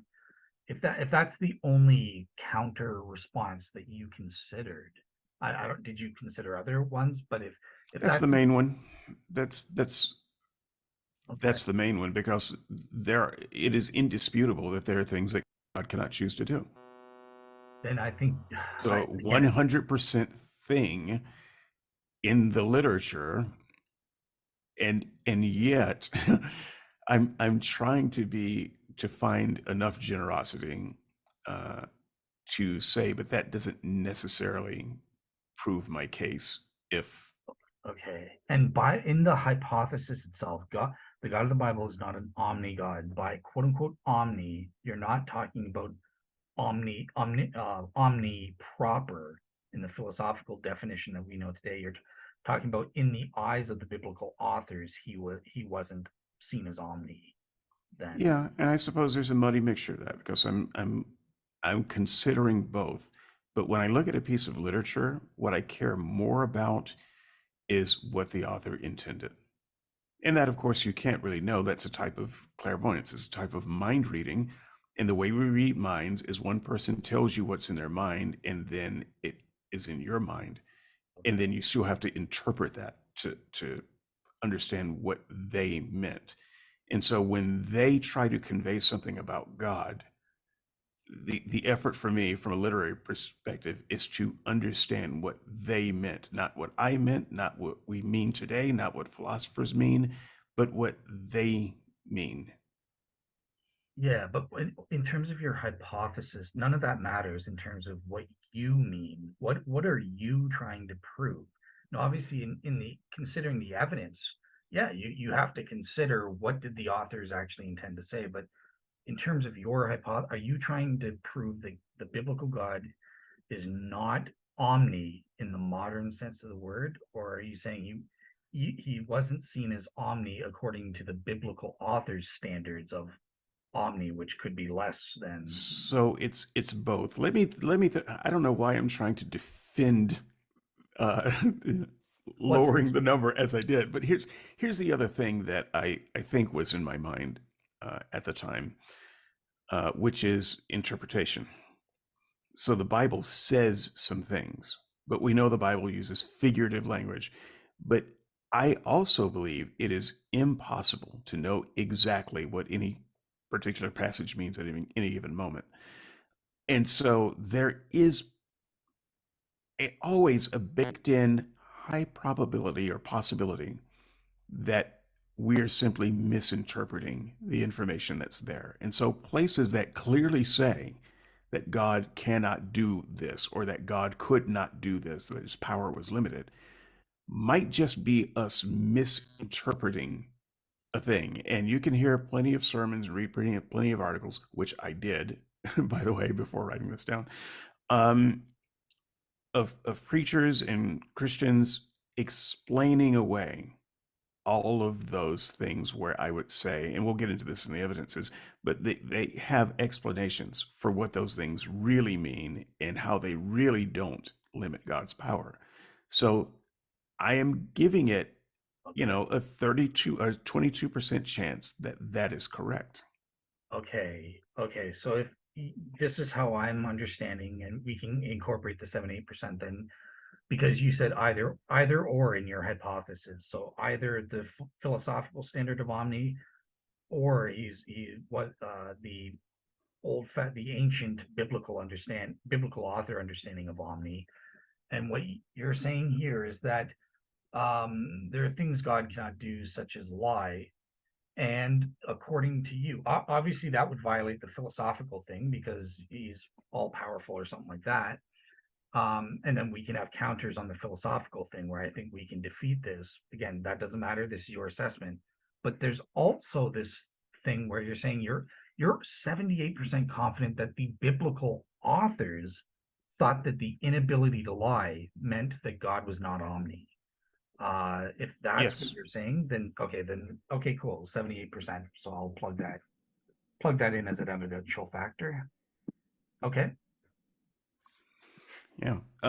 Your thing is very complex thing because you've got the two senses This of is omni. all complex though, and I picked this topic because I've been thinking about it for a while and I haven't done a show on it or anything like this. It's the closest thing I've come to actually doing a show. I haven't written an article. This is the closest thing I've come to writing an article. I haven't even talked about it in public, but it's been on my mind. And so if we're going to do this exercise, I wanted to do it on something that was real. Yeah, absolutely. Yeah, I'm just again clarifying for that audience. Remember, when we're talking about God, biblical God is not an omni-God. There are two senses of the word omni that David's saying the God of the Bible doesn't match up to. The modern philosophical sense of the word omni, like all the omnipotent stuff like that, but also the ancient biblical authors' understanding of what an omni-God was. The biblical God doesn't measure up to that either. Right. Okay, cool. What's next? Okay, so we get into evidences. I think we can get through this pretty quickly, but I have not assigned numbers, and so people will see me thinking in real time. Cool. It's not pretty. It's like making sausage.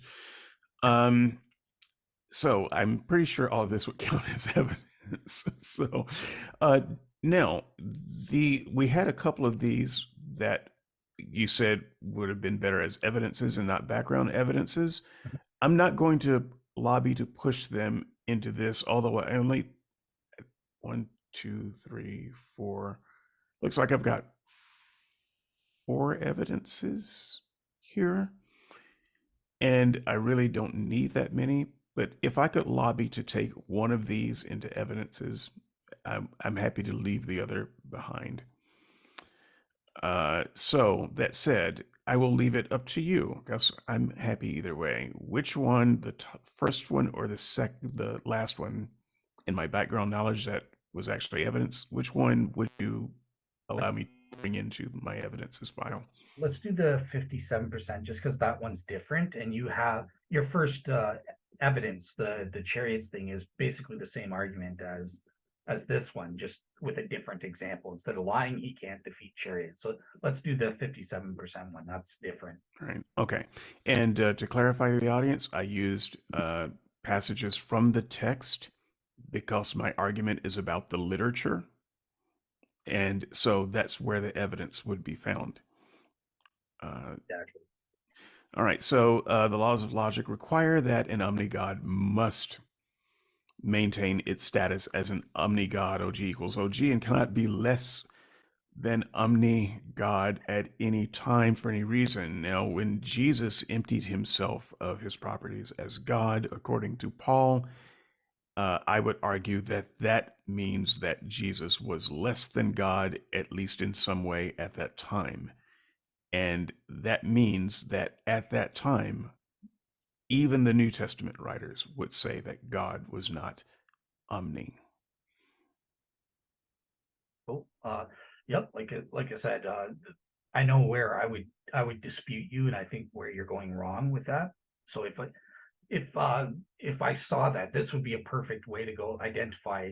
Thanks to you breaking up this way and giving your percentages, I'd be like, oh, whoa, you've got that wrong. The Bible doesn't say Jesus is less than Omni, and you say, oh yes, it does, and that's where we would debate it and have our argument and stuff. But yeah, If Jesus empties himself of anything, I mean, if God empties anything, then he's less than what he was, and so it doesn't even matter what you say he emptied himself of. He emptied himself of something.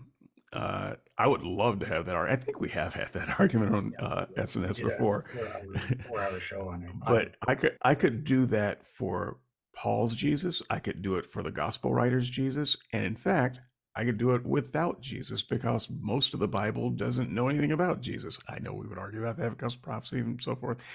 But I'm just kind of using that Jesus example because it's a New Testament thing. I could have easily picked out some No, Old that's Testament thing for perfect. that. That's a perfect example, right? Like, yeah, this is about you and your reasons and stuff. And I'm just pointing out to you, yeah, like obviously we would debate that because I might disagree and stuff like that. So Yeah, we, and I think my 57% number may even be a little bit low the more I think about it, but I'm going to keep it low because I think see where the the calculation. counters are valid enough because I'm already factoring in the counters that you're thinking about for that argument. So rather than prosecute that here, I will simply recognize that my interpretation could be wrong.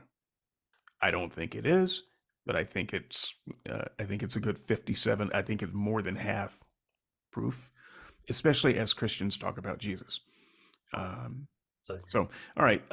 So the second evidence, since this is about the God of the text, my evidence is based on the. Okay, that was just a prelude. Sorry. So I've got three here. So I just put up scripture references. If I put this online, it should look a little bit cleaner. It depends on how it handles this markdown code here. I don't know. And the Lord was with Judah, and he drave out, because this is an old English thing. He drave out the inhabitants of the mountain, but could not drive out the inhabitants of the valley because they had chariots of iron. I believe this was as literal a description as you kind of get of a God, even recognizing that all language about God is figurative. But the war is literal, and the chariots are literal, and the places, the mountain versus the valley, were literal. And so it doesn't make sense if an author thought that God could do anything to make him sound like, in this list of literal things, that he couldn't do it. And so, for at least this author, the author of Judges, and we have no idea who that is, he did not think that God was all powerful. Now, I don't have to prove that every author didn't think that God was all powerful, just that some in the literature, enough in the literature to make the case that within the literature, God is not all powerful. That's really hard to do because then I'd have to do a statistical analysis of literature and talk about all the places where it seems that he's all powerful versus all the places he's not all powerful. But so that's why I'm just picking out a couple of clear passages here. And I didn't do as much work on my counters as I wanted to, but I just wanted to explain that this does seem to be a place where interpretation, it's really hard to misinterpret this. Figurative language is really hard to see any figurative language here. This author has something that God cannot do, and I don't know what was in his mind, why he couldn't do it or whatever. But I'm going to put this at 74%. four. 4. And good, you covered your both angles, right? Where you talked about obviously again, you've considered the counters where they say you are misinterpreting this and stuff, Yes. find that wanting, so that's part of the 74. Secondly, you not only obviously under your interpretation, being unable to beat people because of chariots of iron, that's not omnipotent. You should be able to defeat chariots of iron in the philosophical sense. but you also took into account he wasn't omnipotent according to this biblical author's understanding of the word omnipotent. And again, whether it's true or false, we're not debating it, but you took that, you did that aspect of your hypothesis as well, because according to you, this author establishes elsewhere that he does think that omnipotence would entail defeating chariots of iron, and here all of a sudden he can't do it. So all of this is considered in the 74, correct? Right. Okay, cool. Okay, I plugged in 74. And in fact, if someone wants to know, this is probably an evidence that you could use to say this was an actual historical event, even if it wasn't recounted accurately, even if the names were different, if the tribes were different, it doesn't matter.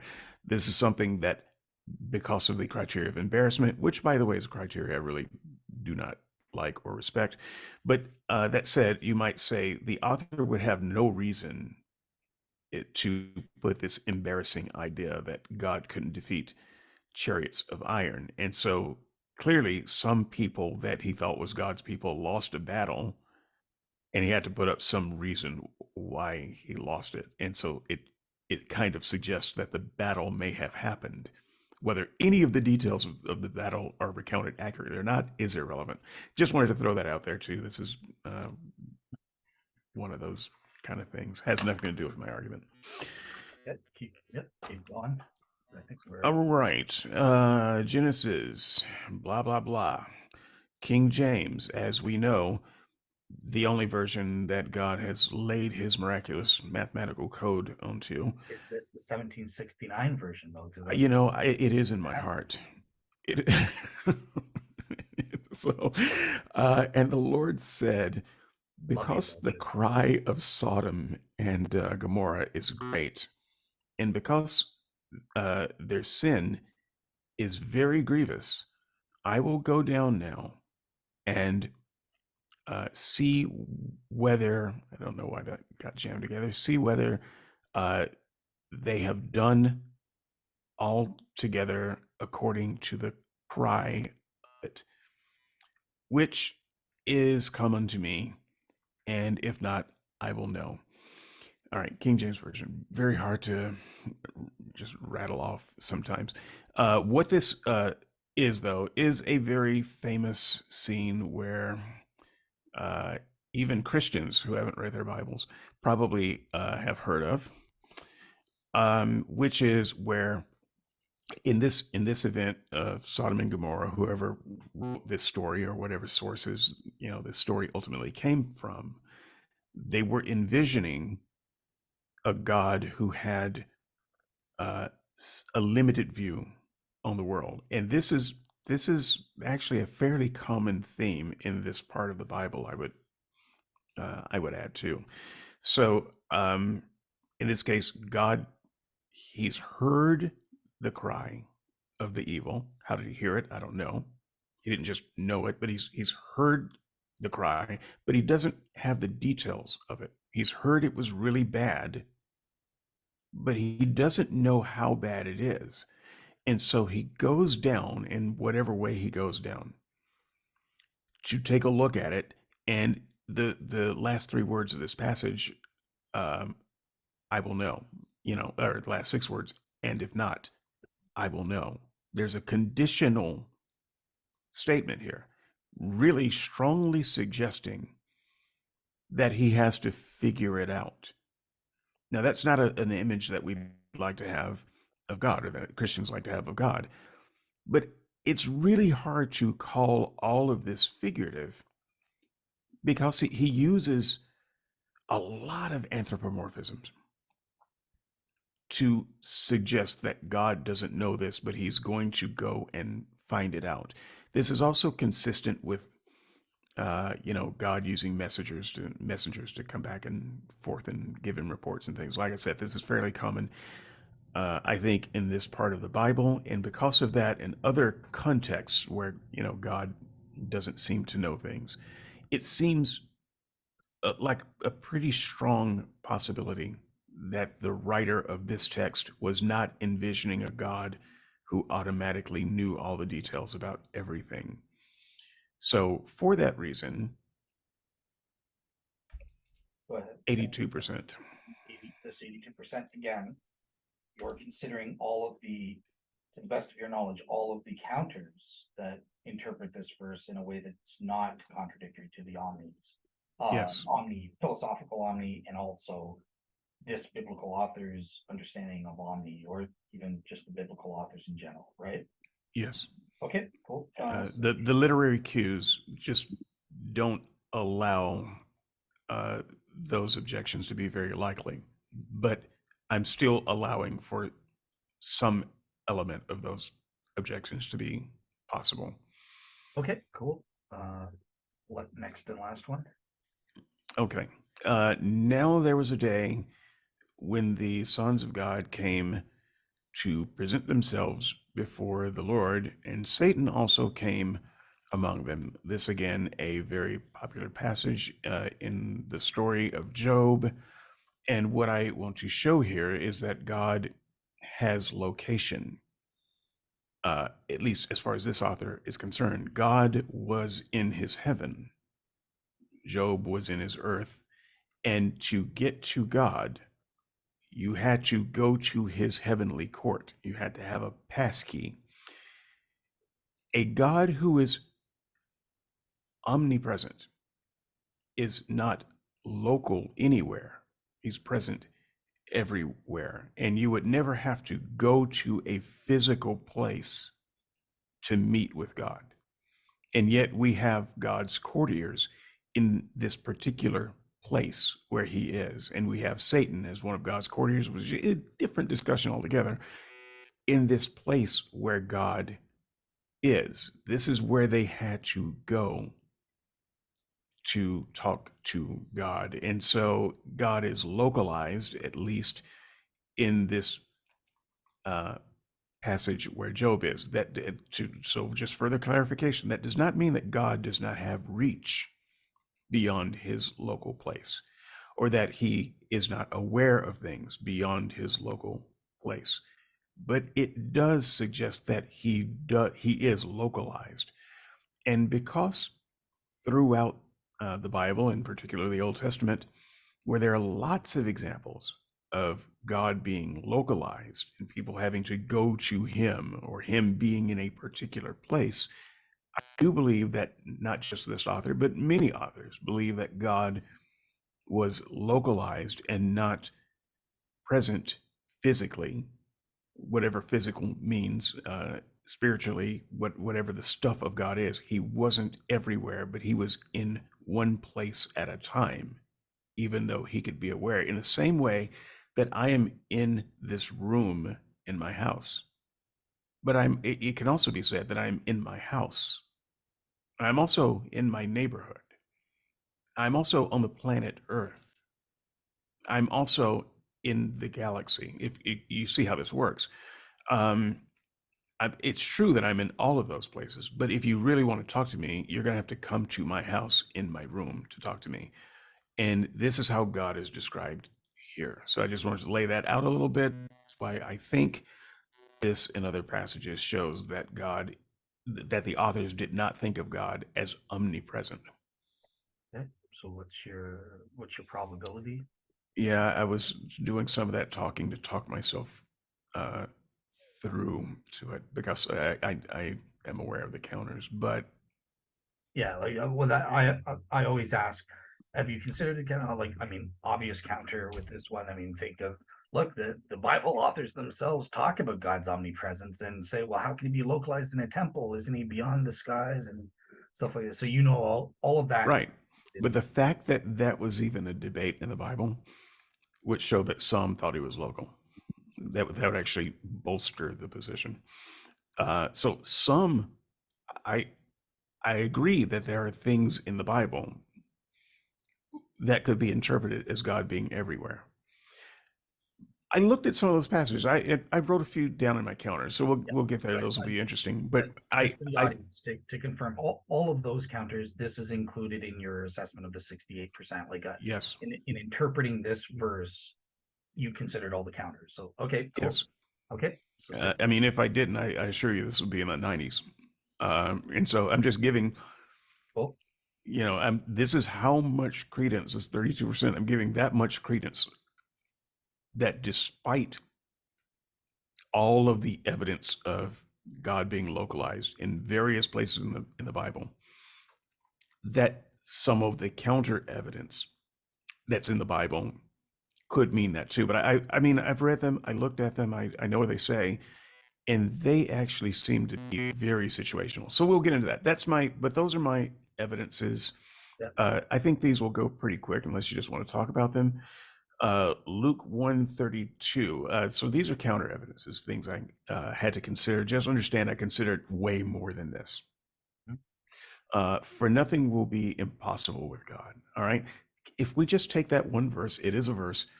It says that nothing will be impossible with God. All things are possible with God is another. I think you would find that in Matthew. They're talking about the same event, but if you just take that out of context, it definitely sounds like it's saying that God can do anything, that he's omnipotent, right? And I understand that that's how many Christians understand those passages. I would just say they are wrong. They are very wrong. Because those passages in particular pertain to very specific things. This is, where God is saying a rich man cannot, it's easier for a camel to enter through the eye of a needle than a rich man to enter into the kingdom of heaven. And his disciple says, well, if that's true, who can enter heaven? And Jesus says, with God is not possible, but with man is not possible, but with God all things are possible. That's the context. This is not a statement of omnipotence. It is a statement that is really zeroed in on the question of, how we are saved. And so I think that when Christians look at this and other passages, this is just an example, to prove that God is omnipotent, it's a very kind of a desperate effort to find something in the Bible to say that. It just doesn't. And this isn't that thing. So that said, as a counter evidence, it doesn't get above 50% for me. Right. Because I think the literature is wrong. And so if I understand the procedure, we shouldn't include this at all, because whatever number I put on this as being likely to counter that God is omnipotent is going to be lower than 50%. Cool. Yeah, and just for the sake, put a number anyways, just so the audience can see it. But so I wanted to interrupt at this point. I was waiting to see where you'd put it at 33%, right? Yep. So David is absolutely correct. In my Bayesian approach, when we're putting it together, what he's calling counter evidence, I just call negative evidence. But this is him basically saying, based on the evidence of this verse, and he's considered all the interpretations. Again, this is about where David is. I get that Christians are going to, oh, he's totally wrong. I think he's wrong about some of the stuff he's saying and stuff like that. But that doesn't matter. That's what we do afterwards. Right now, we're just kind of, what are David's reasons for thinking? And he's given us his subjective level of credence that this doesn't prove God is omnipotent in any philosophical way, and it also doesn't prove that he was omnipotent in the eyes of the biblical author's understanding. So he's assigned this only 33% proof that this proves God is omnipotent in at least one of those senses. And because it's 50% or less, that doesn't it doesn't entail that there's a 67% probability that his hypothesis is true necessarily, just because this verse isn't saying that God isn't omni. But let me ask you, David. So if we're going to decide whether we should include this or not, so I get that you say this verse doesn't necessarily isn't saying that God is omnipotent. This verse is representative of a lot of verses that I looked at. And so it doesn't matter. I'm just saying this verse doesn't say he is omnipotent. do you think this verse is actually positively saying that he isn't Oh omnipotent? no, no, I don't think it's saying that. I Okay. think it's not saying anything. It's saying that um, nothing is impossible with God, but it's in a very specific and constrained context, and so it doesn't address the issue of whether God is omnipotent or not. And the reason I say this is a representative passage, every verse that I looked at that Christian said this proves that God's omnipotent falls into the same category. It's not a statement of God's overall omnipotence to be able to just do anything. It's very constrained within a particular context. I would argue that zero there are zero passages in the Bible that suggest that God is omnipotent in a philosophical way, Okay. uh, Or in the eyes of the biblical authors. or in the eyes of the biblical authors. There's zero such passages. They're either very clouded by obviously figurative language, uh, or they are very constrained in their context. And I can see why Christians would think, taken all together, surely God is omnipotent, but the Bible actually never says he is. Okay, cool. Again, it's you've explained yourself. Who cares about that? We're not debating that. But the point here with the numbers is, okay, well, should this be included in the calculation or not? And in this case, because it's 50% or less, it shouldn't. Why? Because you are admitting that this verse isn't saying the opposite. It's not only does it not say that God is omnipotent, so it doesn't falsify your hypothesis, but you're also saying there's no way that this verse counts as evidence in favor of your hypothesis either. It doesn't speak to the truth or falsity of your hypothesis. It's talking about something else. Right. Uh, And the reason I give it any credence at all is not written down here at all. But the credence factor of not of making this number 33% and not lower is that uh, major theologians throughout time have suggested that the Bible suggests that God is omnipotent. And so I could simply be misreading it. And lots of people who read this literature come up with a different opinion. So I'm gonna, that's really why the 3% is not lower than what it is. It's just a that's fine. level of But humility that I could be wrong. But from my study and what I see of the literature, they're wrong when they say that. And when they use this kind of evidence, they're not showing that God is omnipotent. In fact, they're showing that they really don't have anything better to show that God is omnipotent than some of these misapplied passages. okay, no, I totally get that. And I don't care. Like the point that I'm trying to make is, should we include this or not? No. There could be two ways, right? So I just, for the audience, I want to be able to say this, right? So if he's just saying there's a third, and this is what David is saying as he's explained, there's only at best 33% proof that this thing is saying God is omnipotent in one of the relevant senses, one or both of the relevant senses. And that's not good enough to count as negative evidence that falsifies his hypothesis that the biblical God is not omnipotent in those senses. However, if David it was also saying, again, same number, 33%, but let's say he was saying, when you actually understand this verse, it's actually positive evidence in favor of my hypothesis. When it's saying it's nothing's impossible with God, when you understand it in context, it's actually saying God is not omnipotent. If that's what David thought this verse said, that's where you would go 100% minus 33. That's the equivalent of saying there's a 77% proof based on this text. 67, but who's counting? 67, sorry. And that Yeah, would can count. you give me change for $1? Yeah, like, I want to make sure the audience understands that. So Yeah, go that's ahead. where I would include the 67% in the calculation, because then it would be a negative evidence. But Yeah. here, David's saying that actually, no, it's just irrelevant. It's not a negative evidence. It doesn't prove or falsify. And therefore, since it's less than 50%, we just ignore it. So I hope that's clear for the audience. I wanted them Yeah. to understand that. But I yeah, think it is. And if I'd spent more time, I would have come up with better negative evidences. But I I wanted to put that in there anyway because I know that that's a piece of evidence that a lot of Christians like to use. Oh, all right. So I didn't want to make it look like I was ignoring something that Christians would say. Ah, but you missed this obvious passage. Here's Um, I have another question before you move mhm, on. And so it's another clarification question with your hypothesis where I realize there's a problem here. Let's pretend the next two are successful negative evidences or something. mhm.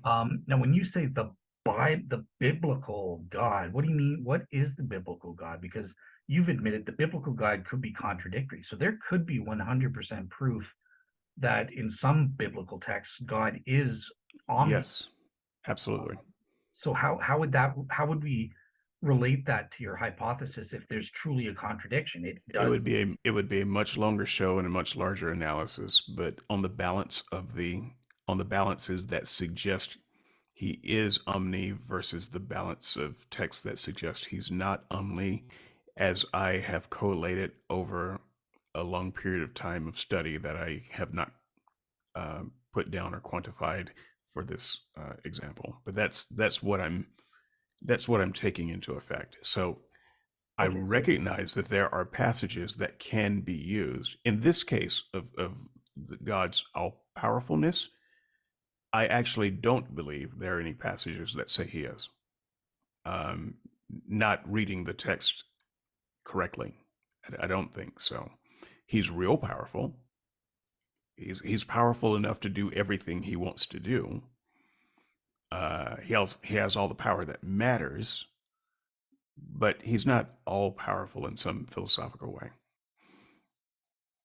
okay, cool. Okay, cool. So for our purposes here, we when we say the biblical God, we have to say that there's some way to harmonize these things to have a biblical concept. Just Yeah, see, I'm not trying to harmonize. That's the thing. I'm doing an informal statistical analysis because I recognize that in some cases, maybe not with the power thing, but in some cases, it's just contradictory.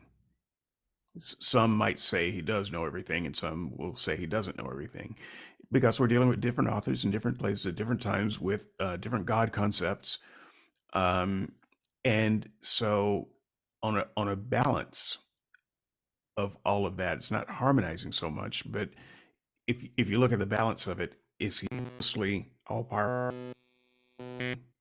limited? And I would say he's mostly limited. And that's even if you could come up with one passage that says he's all powerful. There are mountains of passages more that says he's not. okay. So then I think I if I what you would have to do in this case is you would just modify your hypothesis a bit. Don't say the biblical God because you don't know what that is. There's contradictory, there's multiple notions according to you, kind of thing. So just say a valid, He's a composite god. You know. irrelevant. Right? So I'm just saying for you, if you want to prove your hypotheses with the evidences you have, say a valid biblical concept of God is so it's one valid among many valid ones or something, right? Because the way you've had it now, it's like you're saying there's only Oops. one valid biblical concept of God, and that is not an omni thing. But if there's a contradiction, obviously there is a valid conception in the Bible of God as omni. So yeah, that's just the note that I would do is I would tweak your hypothesis to be more specific. Yeah. And then everything you have here is perfect. Cool. Perfect. Okay. Yeah. Okay. All right. Negative evidence number two. Hopefully we do better here. Probably won't. 1 John 3:19-20 ESV, folks. Where did I get that from? Just put it in there. By this we shall know that we are of the truth and look, I'm having trouble. Will you just read this? Because you'll do it better than me.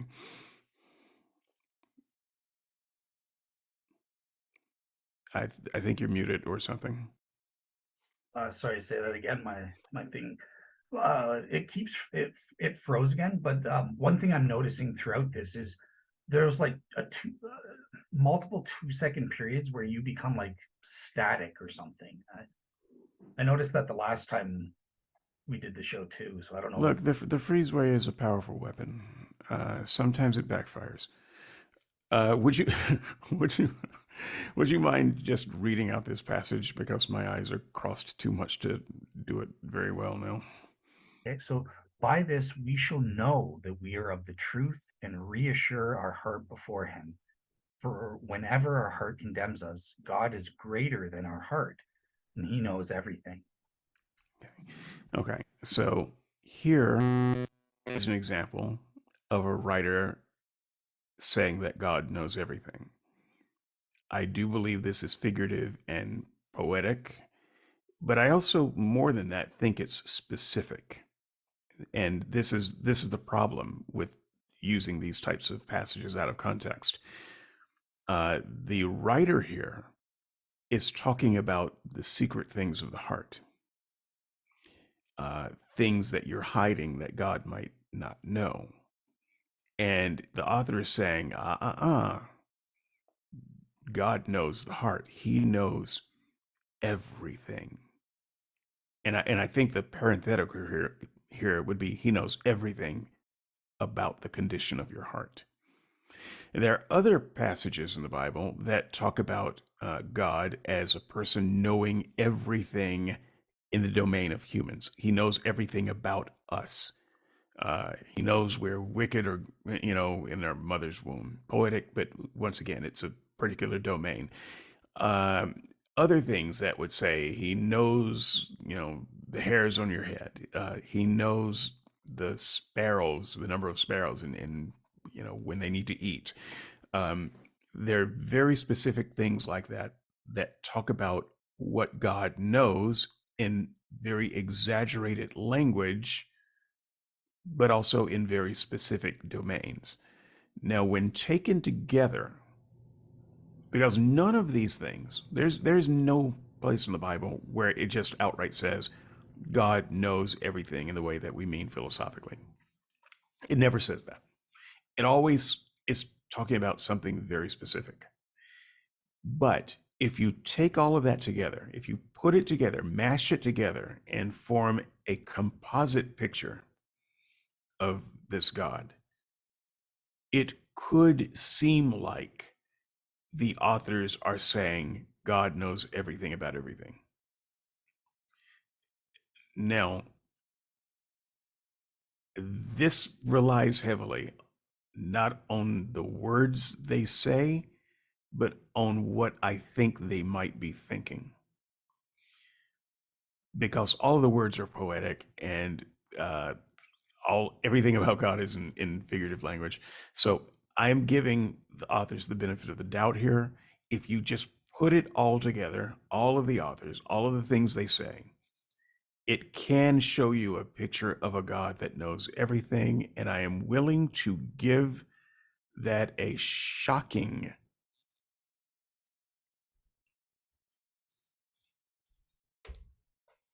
Hey, 61% that this could be a counter evidence. okay, so I love that because I want the more than 50 to kind of lower your probabilities bit. But I do see a problem here, and I should have mentioned it before, but it's okay, so this actually doesn't 61% is totally wrong, right? Because even if the count pretend you are out to lunch about this, let's see the Christians are right. This is saying God is omniscient.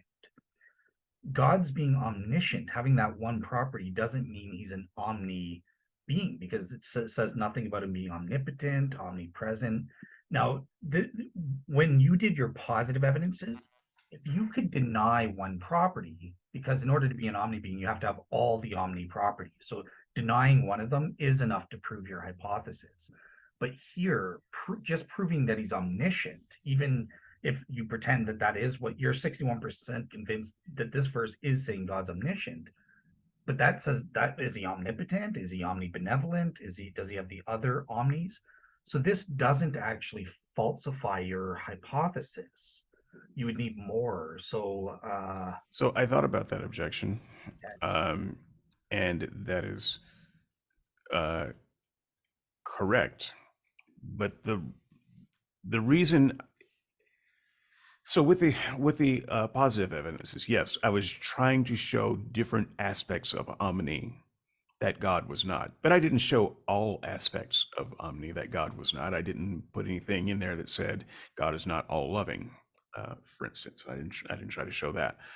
Um, and yes, you're right. I only need to prove one to show that he's not the Omni that many Christians say he is, but that would still leave the door open for them to say, okay, maybe he's not all loving, but he's still all powerful and all knowing, Okay.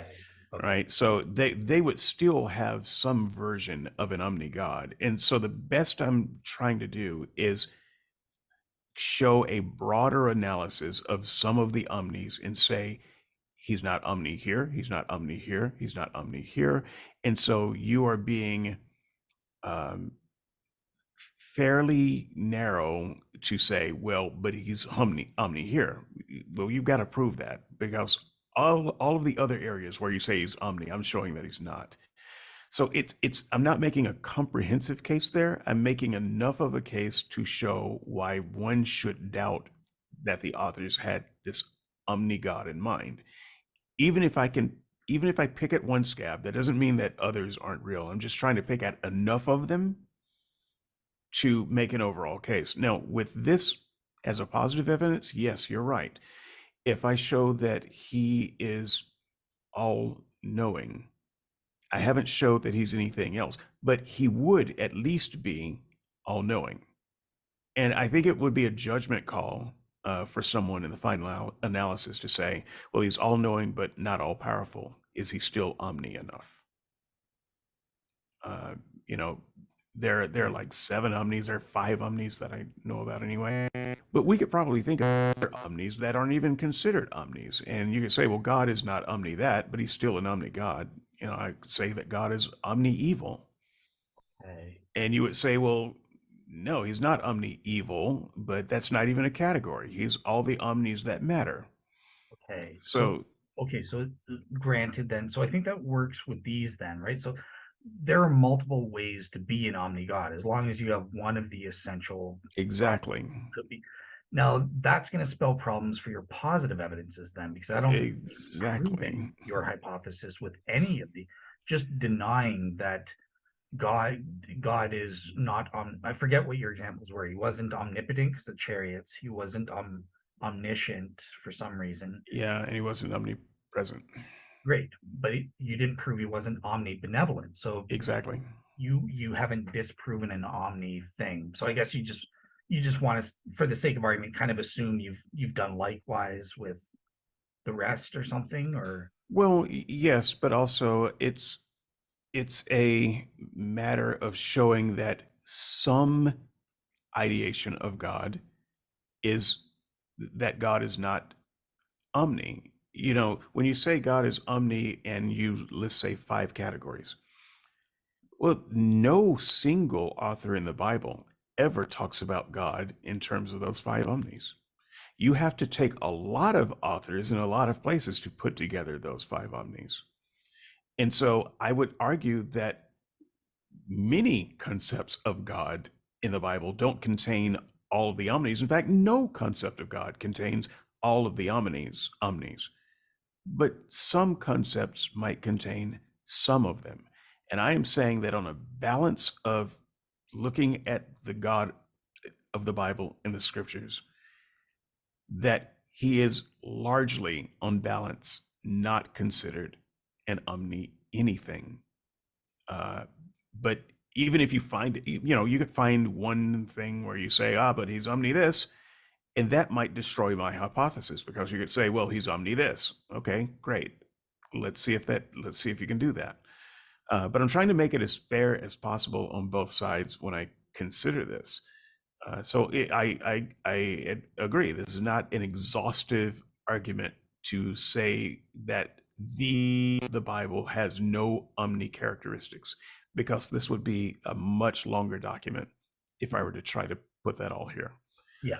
But you would, just for the sake of the audience, because of the way your thing is, you could, if we weren't just limited to doing 3 and 3, you're saying that you could provide the biblical evidence that denies all of it, or sorry, like you're saying in this I case. could provide arguments that would eliminate the possibility of all of his omnis. Yes, I think I could. Okay. And do you think on the opposite end that there are Bible verses that could prove all of his omnis as well as counter evidence, or Not really. No. Um, but the thing again, the whole idea of all of his omnis is itself a very subjective thing. Because who said that God had five omnis? Was all loving, all powerful, all knowing, all present, and all something else. Um, but that's a list that some humans came up with. It's just an arbitrary list.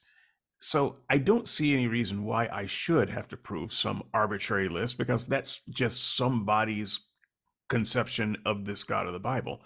And I'm talking about the author's conception of this God of the Bible. And there are no authors that have expressed all of those omnis. So I don't see any reason why I should have to express all of those omnis here either. okay, okay, cool. Yeah. So just so the audience knows, then yeah, like I'm just gonna treat it as though again, philosophical or biblical author understanding of omni. Either one for David, he has two targets. So therefore the falsification of one omni counts towards the hypothesis, straightforward, just denying that. For the positives, I'm just going to be charitable and pretend that, yeah, just proving one of them counts against his overall hypothesis. Let's just take it that way, so that way you see how the math goes, kind of thing. Yeah. Yeah, don't get bothered by technicalities of like, well, what's the hypothesis and stuff like that. Yeah. Okay, cool. All right. Real quick. Review our prescription. Okay. Just looking at a text message. I'm expecting one that I didn't want to miss. Okay. And the last one, do me a favor and read that one because my eyes are still crossed. Am I a God at hand, declares the Lord, and not a God far away? Can a man hide himself in secret places so that I cannot see him, declares the Lord? Do I not fill the heaven and the earth, declares the Lord? In other words, he sees you there in Luke, so behave. Right. Yeah. He knows what you're doing right now. And it probably has to do with this right here. I'm just putting it out there. Okay. Um, let me see. Let me go back to this. Uh, I'm so sorry to slander you like this, Darren. Um, It's just a joke. yeah. So, yeah, this is a passage that Christians could use. I suspect that the majority of Christians who end up watching this didn't even know this passage was there, and they're saying, "Yes, yes, I can use it. I've got one." So, Tony Costa does a uh, great job of doing this in his series. But anyways, look, just thank the atheist for your latest Bible knowledge here. Now, let me show you why it's not what you think it is. Even though it says what it says and it looks pretty clear, this is also obviously very poetic, very figurative language that I would say is in a particular domain. However, I think this was one of the passages that, if you look at it sideways, can be taken more generally than some of the other passages like this. But again, this is not so much talking about God being pandeist, being everything that is. This is about God's reach of knowledge. You can't hide. I'll see what you're doing. And even by seeing, the writer doesn't mean that God will physically see it with his eye beams. As we know, these authors also believed that God used messengers to go down and tell him things, and then he would go down and see. So, it's kind of like a king or a president or someone powerful, maybe a boss at a corporation saying, don't steal pencils. I'll see what you're doing. Doesn't mean that he's sitting there looking at a security camera seeing everybody, but that he has enough people reporting back to him to show what's going on. And so when this writer says that God will see you no matter where you are and what you do, you can't hide from him. It doesn't mean that he actually has a great big view of a giant globe and that he's seeing and processing everything all at once. It could mean that, but in this kind of language, there's no reason to believe it does mean that.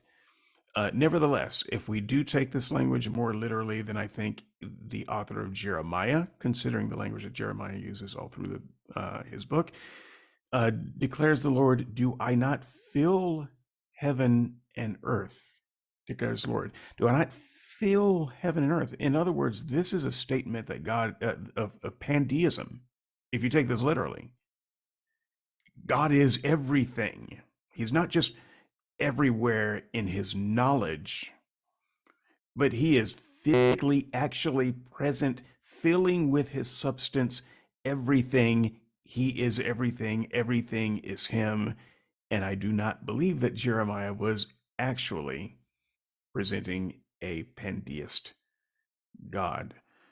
So, with that, I think just the knowledge of that and the explanation of that should lower any Christian's confidence that Jeremiah was suggesting that God was physically located. But that said, he does say it. It's more clear than probably any other place you will find in there. And so we will leave, a greater than 50% chance that that is what Jeremiah meant, which he didn't, but we will give it this number. Oops. 9. Okay. And so we got there. It's greater than 50%. But I'm just going to say, if you're reading your Bible like that, you're reading it wrong. You do not understand the literature. Okay, hang on one second. Just perfect. Okay, so we've got all of these factors now. What actually, yeah, before we move on, so with these last two ones, hey, Christians have got a success, according to David here. We've falsified his hypothesis on a balance of probabilities. And so, but David's hypothesis is stated in quote unquote positive terms for him, right? We're trying to prove the hypothesis that God, the God of the Bible, is not an omni-God. I'm going to quit Therefore, sharing my screen here. Sorry, no, I guess keep that's it. keep sharing. Oh, okay, Oh, okay. okay. I can Well, bring it back up. it's fine. Okay. Well, actually, bring it up just 1 minute kind of thing, right? No problem. Okay. The last two. Okay, so if we're going to convert so these are relevant. They need to go into Bayes' equation to get the total. But we wouldn't put in 61% because this is 61% falsifying his hypothesis. So we would have to go 100% minus 61% to convert that to its opposite, right? If there's a 61% probability that David's hypothesis is false given this verse, that means there's a 39%, I believe, 39% probability that his hypothesis is true given this verse. So in Bayes, we would put 39% up there if you want to write that down or something. I'm not writing down the math. Okay, okay. Once again, Um, my notation skills and ability to show that on screen and put it into some formula that works, that would take a lot longer than you you than you can't just count put for. equals 39% in positive terms or something, or 39% my hypothesis is true. Oh, you want me to change this to 39%? Keep the say 61% your false, your hypothesis is false, equals 39% your hypothesis is true. Okay. Because when we put it in Bayes, we're putting in 39%. We're not putting in 61. Yeah, whatever you would understand. Okay. Okay. And then That works for same me. same with the 59%. In order to convert that, 59% probability that David's hypothesis is false equals 100 minus 59 is 41% probability that your thing is true. Hmm. Okay, cool. So now you can stop sharing your screen and I'll share mine. Okay. You got the other numbers, so you're Yep, good. You're I've good on that. inputted everything along the way. All right. Now, I haven't, okay, so the problem is I haven't done the calculation yet, so I'm gonna need a couple minutes to do that. But in the meantime, David, um, now we've listened to the words. Forget the probabilities for a second. Let's do it your way, right? Mhm. Okay, you've given your subjective level of credence in words, and you've explained your reasons. We're all privy to your reasons. We're just assuming the way you've represented it is true. Mhm. Okay, so now, okay, make an overall judgment. Don't forget it. Forget about probabilities and numbers. What's your overall judgment? Do you believe this very strongly? Do you disbelieve your hypothesis? Where do you come out in terms of your overall subjective credence in words? Oh, this one might be challenging because I considered a lot of things that aren't on the sheet. And so if I need to be confined to this stuff that we used and And only think anything about said that, in this show that the audience would be yeah. privy So I think uh, on a balance of probabilities, of subjective fuzzy probabilities, if I had to give that a number, I to. No, definitely no numbers believe for right now. no numbers. Just the Okay, word. well, I definitely believe that the Bible paints a picture of a God with limitations. So This I'm I'm absolutely certain of that. But now, breaking it down further to something more interesting, is that what the authors were intended to convey? That this God has some limitations? And I'm pretty sure that that is what they were intending to convey.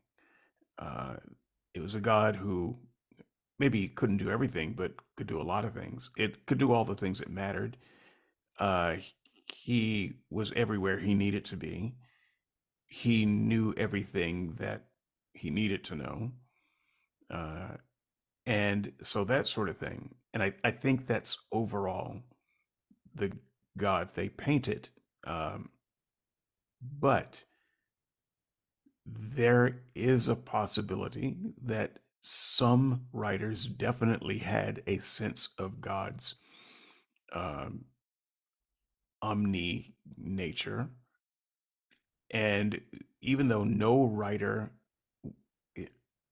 gave us, 5 omnis or so forth, it could be that some of the writers thought that God was omni in other categories that they did not write about.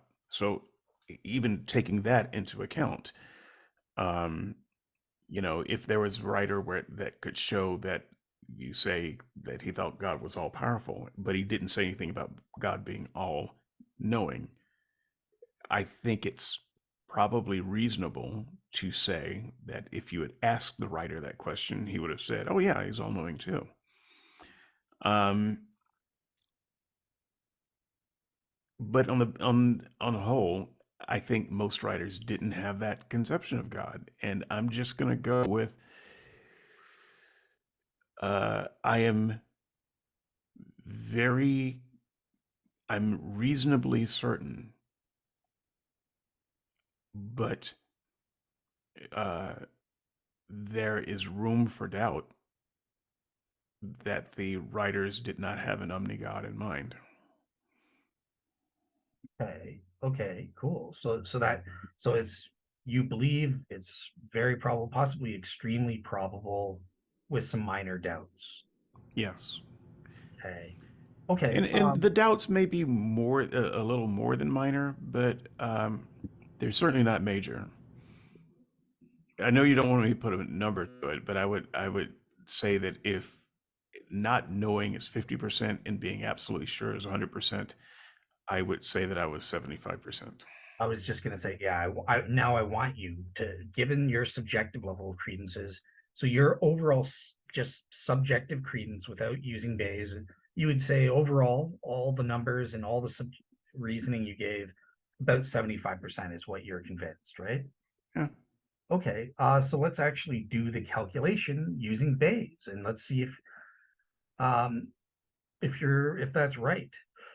So I would classify that as the very probable category. So, all right, let me share my screen. I haven't finished the calculation, so you're gonna have to watch me do it. But Hey, that is must-see TV.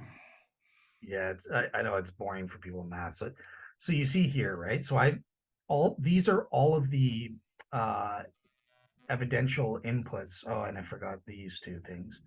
So these are all of the evidential inputs, right? These are the two successful negative evidences, where I just converted it to 39 and 41%, times the background knowledge. And I realized divided by the numerator again, plus one minus the numerator. So this is just the translates to the falsity of the hypothesis given the evidence times the fault internal prior probability of the false hypothesis, right? So I'm It's following. not going to matter. Based on the exercise we did yesterday, which was a surprising result, these negative numbers are not going to matter. That's my prediction. I have not done the math.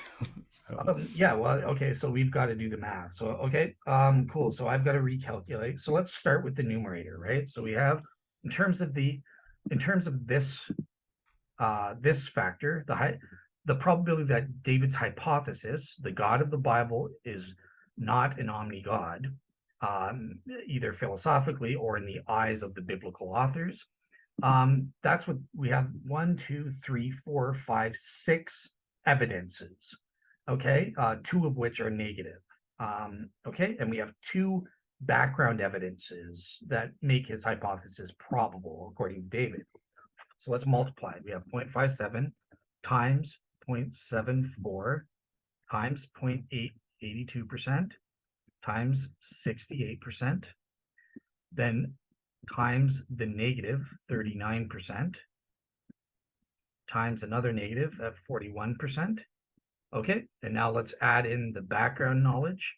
So 0.5314, there's the t-shirt, and is last background evidence at 68%.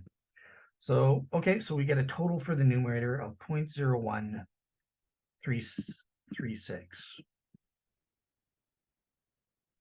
if you round up. Okay, you cool. you went out there for about 15 seconds, so you might want to repeat some of that. What was the last you heard?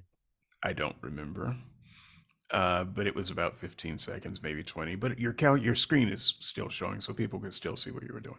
Cool. So I just did the math. I multiplied across all of the six evidences, including the two negatives, and then I multiplied the two background evidences. This equals 0.0136. And then divided by, this is just the numerator again. And then we're calculating the falsity of David's hypothesis on the evidence. So we have to do 1 minus 57, 43, 1 minus 74, 26, and so on and so forth. 1 minus 82, I think it's 0.18, but just in case, 0.18. Okay, 1 minus 0.68, same thing. Just make sure I don't make any mistakes. I'm not going to assume or do it in my head. And then, okay, well, we know the opposite here, right? Because we did that. So we know there's a 61% chance for this first negative evidence, 0.61. And in this case, the second negative evidence, there's a 59% probability. Okay, then times the two background evidences. So 1 minus, so this is the prior probability that David's hypothesis is false. So 1 minus 0.5314, 0.4686 times 1 minus 0.68. And again, I'm going to do it on the calculator and show you every step. 0.32. Okay, so equals, so 0.0136 is the numerator, divided by 0.0136 as the numerator, Plus, now we have to multiply the falsity, evidential factors, and background evidences against David's hypothesis. So just straightforward multiplication, 0.43 times 0.26 times 0.18 times 0.32 times 0.61. Oops, we're helping the falsity, we're helping the Christians here. 0.59, okay, times the two background things, 0.4686 times 0.32. And this equals 0.003. Okay, so I'll 0.0004. I'll just round up arbitrarily 4 decimal places. So 7 rounds to 5, 5 you go up. So that's why I have 3 zeros and then 4. Okay, great. Equals 0.0136 divided by plus 0.0136 equals 0.014. Okay, did I do that right? 0.136 plus 0.004. Okay, yep, 0.014. And our final total. So David, you said on the numbers, so I noticed your subjective credences are a little bit not translating there, right? So you almost said extremely probable with very minor doubts. But on your number, you said about 75%. So again, that's just a minor translation issue. But when I think extremely probable, I'm thinking like 85 to 95 or Well, I wanted to say very probable, which would be a little bit different from extreme, because it's hard to get into the heads of yeah. people who have been dead for 4,000 years. All right, cool. Okay, cool. So either way, your words translated to what you meant is about 75% kind of thing. That's what you were expressing there. Yeah. Okay, here's the big what do we get? Oh my goodness, David, 97% is what you come out to. Approximately 97.1. So yeah, given all of these evidential factors, obviously the sheer number of positive ones and the fact that you only have 2 successful things, plus you've got a high prior probability. Yeah, you objectively speaking, if all of your individual inputs were a correct assessment, you should believe extremely probable. You should be 97% convinced or thereabouts. Mm. So that's where you can kind of see where Bayes helps because we Pays are did not all help because my initial statement was true. I believe it to about, if I had to put a number on it, about 75%. All that does is show that I did not include sure. enough factors against. Well, Because looking at the number, I can tell you the number is bogus. I don't believe it to that level. okay, cool. Okay, but Bayes is still helping them, right? So in this case, it's revealing that you left out certain relevant negative evidences that were successful.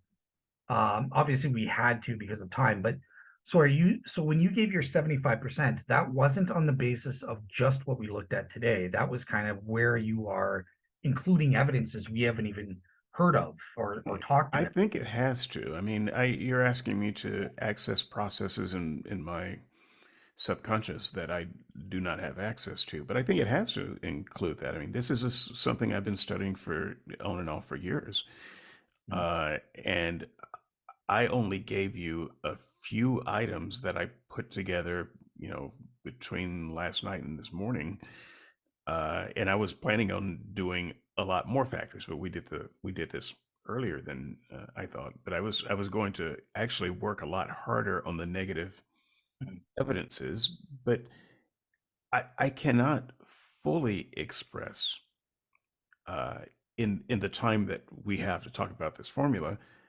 all of the reasons why my doubts weigh 100% down to 75.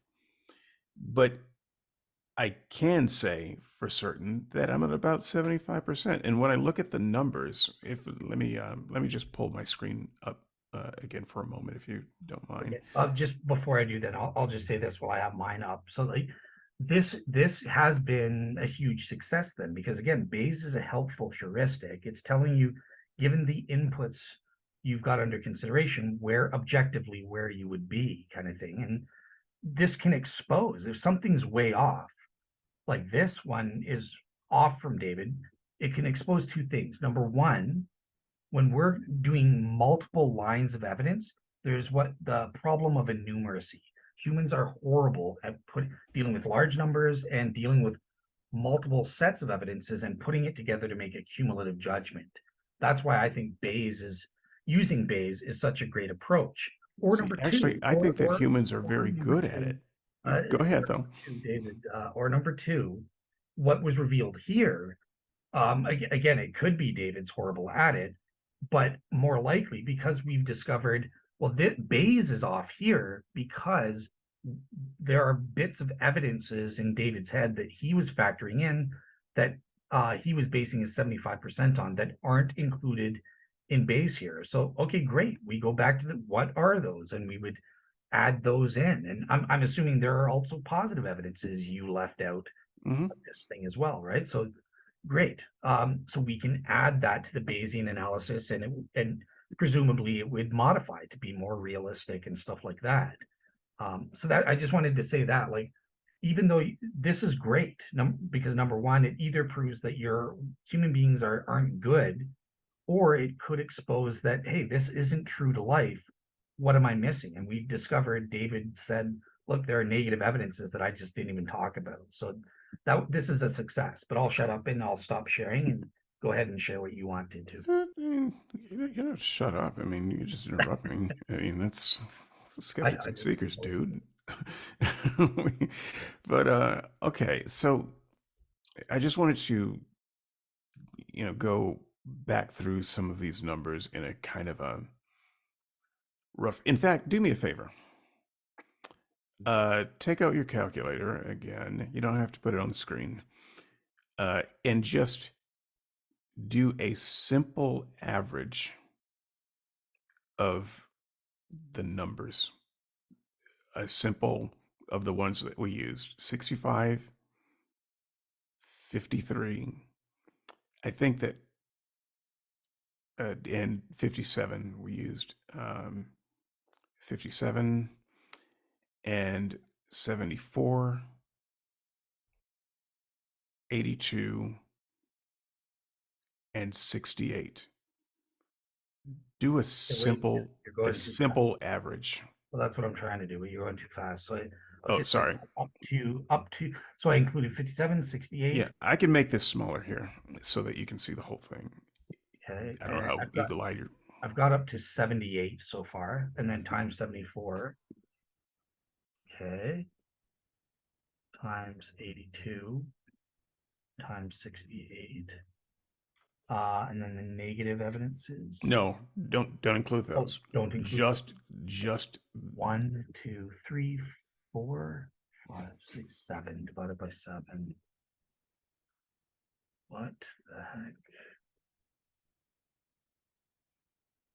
Oh shoot, yeah. no, to get a simple average, all you need to do is I know 50. just add the numbers and divide You're it by right. the number of You're numbers. right. Yeah, sorry, I was multiplying. Yeah. Okay, 53.14 plus 78 plus 74 plus 82. In fact, go ahead and yeah, you can go ahead and do the negatives as well because it's not going to hurt this at all. Okay, so plus 39 plus 41.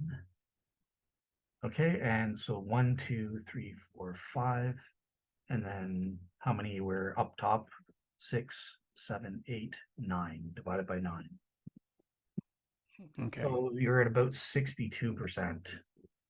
Okay.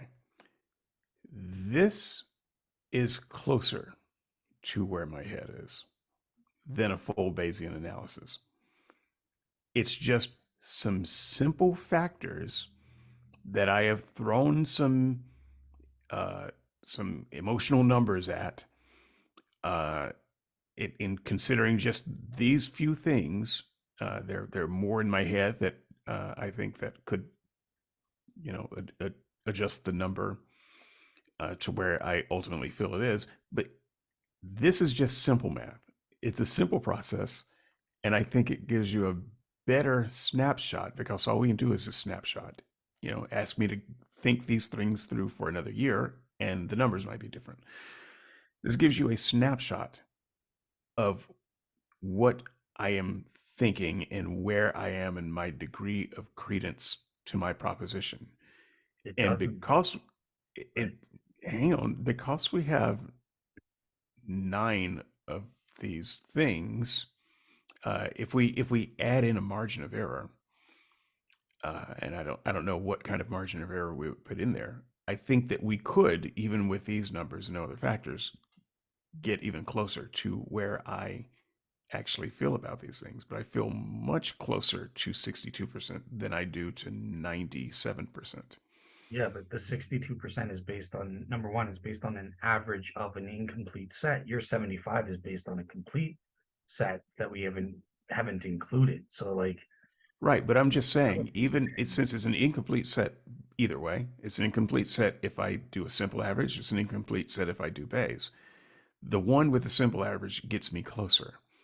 And if I completed the set, I don't know where it would be with Bayes, but I'm just saying, I don't know that I would argue overly strong that 62% is too low for where I feel. So you might have, one of these ridiculous ranges of between 62 and 77%, this 15% range kind of thing. But this is why we don't put numbers on these things. But this is why we do. I mean, Bayes' theorem is every mathematician in the world will, Anthony 66 will agree with me. You use Bayes, you don't use the average, and your subjective overall judgment is just wrong in this case. Like, again, you're basing it on something different. Like, is there any way you could give a subjective probability judgment? Again, you've already seen the results, so it's kind of cheating. But just I asked you just on the factors we covered in this show, like everything you said and everything that's here in the thing. Because that's what I asked you, and you said that was 75%. And that's is either the problem of innumeracy or we're missing something. There's something that's going The in. reason why I don't agree with your assessment that it's a problem of innumeracy, and I do believe I understand what that means, What that there's so many things to consider, and we're bad at considering them all and uh, looking at them objectively. I would say that we're bad at listing the all factors, but we're not bad at knowing all factors. And so this is one of these human evolutionary instinct kind of arguments that I would make. We don't even know all of the things that we take into account when we're making a decision. When you're a child, you take fewer things into account. When you're 50, you take lots of things into account. In fact, you take so many things into account over the course of 50 years that you can't possibly think of all of them. It would take 50 years to think of all of the things that go into your decision. And so we have, I think, internal mechanisms that help us consider all of the factors in a subconscious way to come up with an answer that's about right. Why did we cross the road in our car? Why did we go and take a left then and not 3 seconds before then? You can't give me all of the answers. You can give me one or two of the gross top level answers, but you can't actually give all of the reasons why you made that choice. That doesn't mean that you didn't make the right choice just because you can't enumerate it all. So I actually think that what you're seeing as a problem of innumeracy is the problem with us being able to pull out all of those details and write them down and weigh them individually. Yeah, I would agree with that. But I do think that we are actually enumerating internally accurately. Okay, well, it's a known fallacy. The problem of a numeracy, just what it is saying make us human beings making those overall subjective credence. We suck at it. We regularly suck at it. So it's interesting. I do agree partially that it is hard work, right? Like to spell out to make explicit everything that's going into your decisions. Um, that's hard, and we try our best to do it.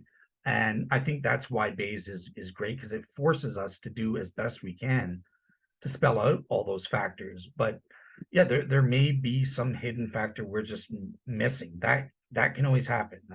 We're reasonable real seekers. We do our best, but it's still if I were to which way is better, it's like saying, look, making out a list of pros and cons. I love how Andrew used that as an analogy. That's exactly what I'm doing with Bayes, and I think all things considered, that's better than just doing this overall subjective thing because it is a known psychological Okay, problem that Andrew's brain is powered by an HP scientific calculator. Okay, you can't use him as the average guy. He doesn't think like he and well, I. He and I don't think alike, and well, I don't don't you like think that. the average person does make a list of pros and cons? Like, in terms of math, I consider myself an average person, maybe even a little below average in some cases. Like when Andrew gives his examples of certain things and stats, I don't understand. Like I have no idea what he was talking about in the show we did, where he's talking about 33, and or something like that. Like it sounds to me he was using maybe odds form, but if he's not, and if he was talking about my equation, I have zero clue what he was trying to say. I don't either. I'm not a math guy. I know that Andrew's able to successfully use advanced math to write code.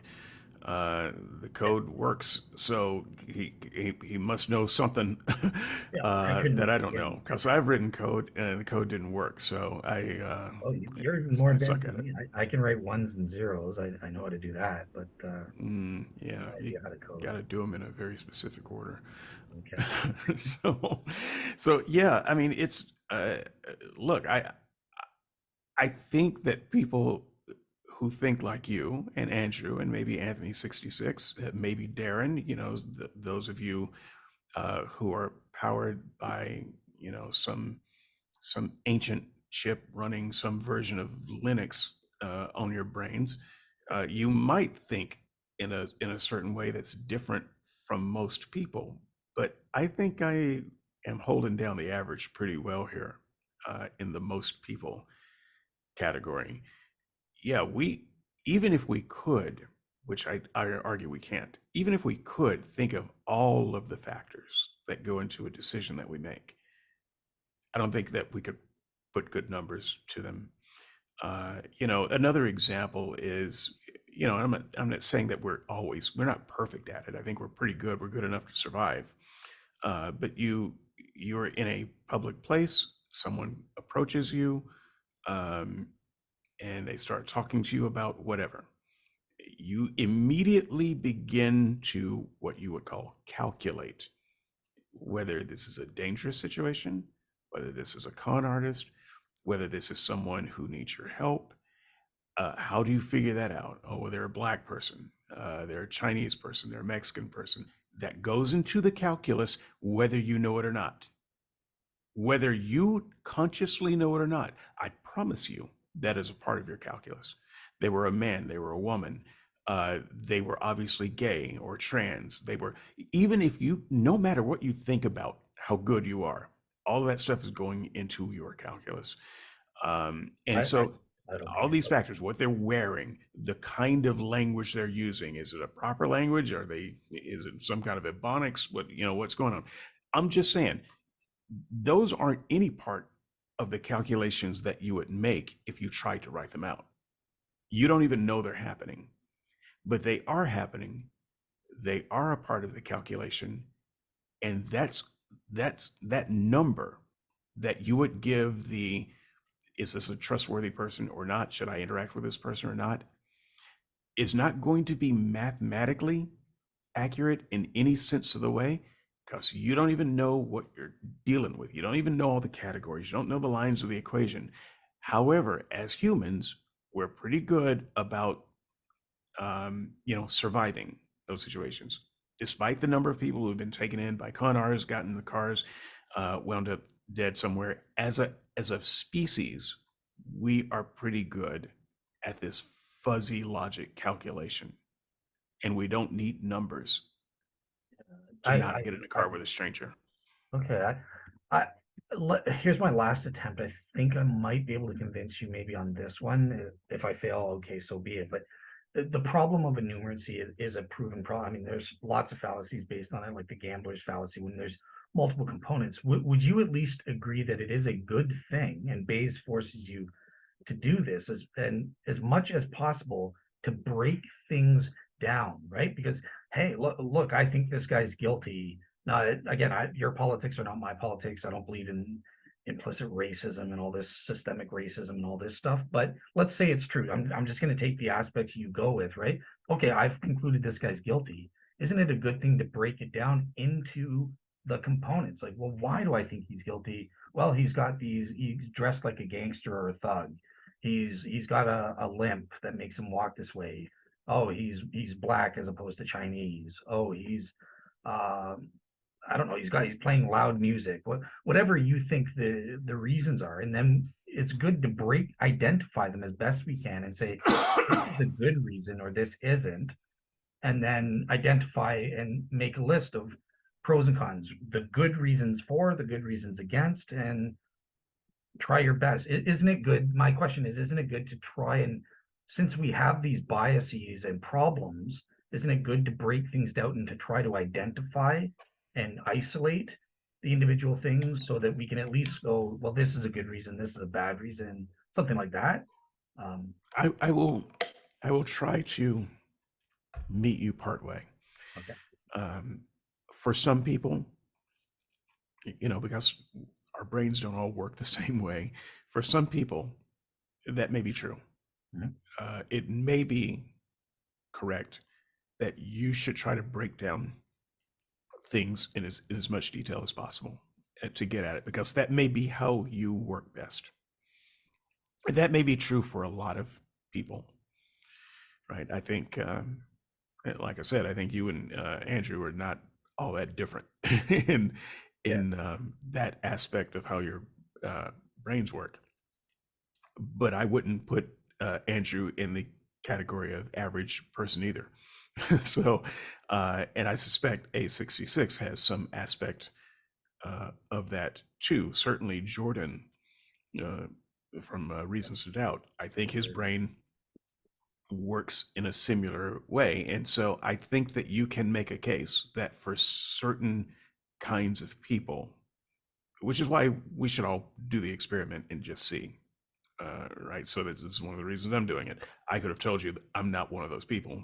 I think, if anything, this bears that out. But for some people, I think it is helpful to just try to break down all of the things that you can think about, put them in a list, put some numbers to them, and make a decision. The caveat to that, though, is my concern is that you're going to get a false sense of security, of accuracy of your number, because you think you have enumerated everything, or most things, or everything that matters. You think that you've got the proper list and that you can do math on that list. But the list itself is also subjective, and it is a measure of your biases. The list itself, just putting together the list, is that person guilty? Let's narrow that down to, let's make the list 10 things. 10 things that we're going to consider. But there are a trillion things that you actually need to consider if you're going to calculate whether that person's guilty or not, that you simply can't do. Making it more realistic number, 100 things, and maybe you list 10 things. Your list is always incomplete, and it's always going to represent your biases. And so you can't make a list that reveals your biases, because you're using your biases to make the list.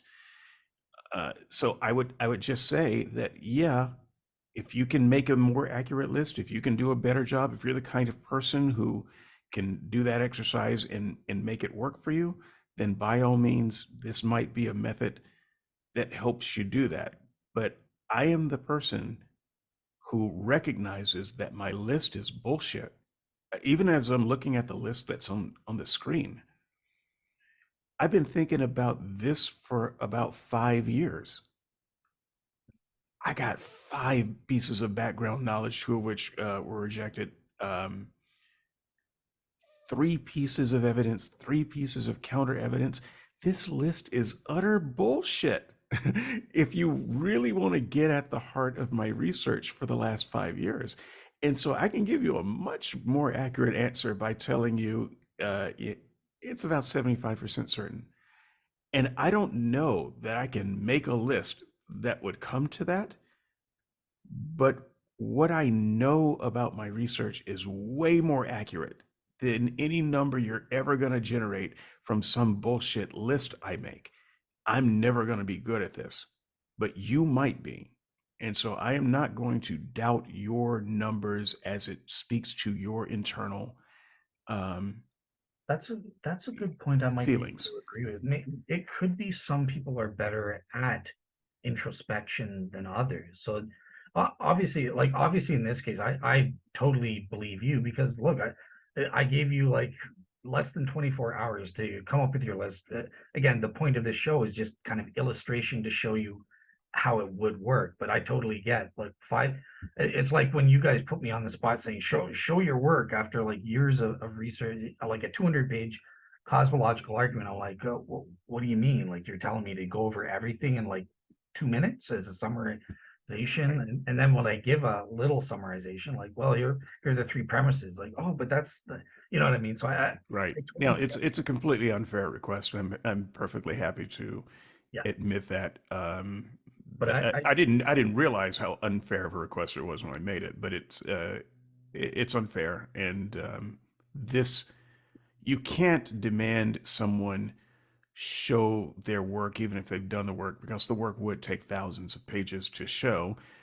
And uh, doing this exercise of less than 24 hours, even on something that I've thought about for years, there's no way I can show this work. I mean, I could put down what I have, and all I can say is it shows you a false result. And the reason for the false result is because it's impossible for me to show you all of the work that goes into it.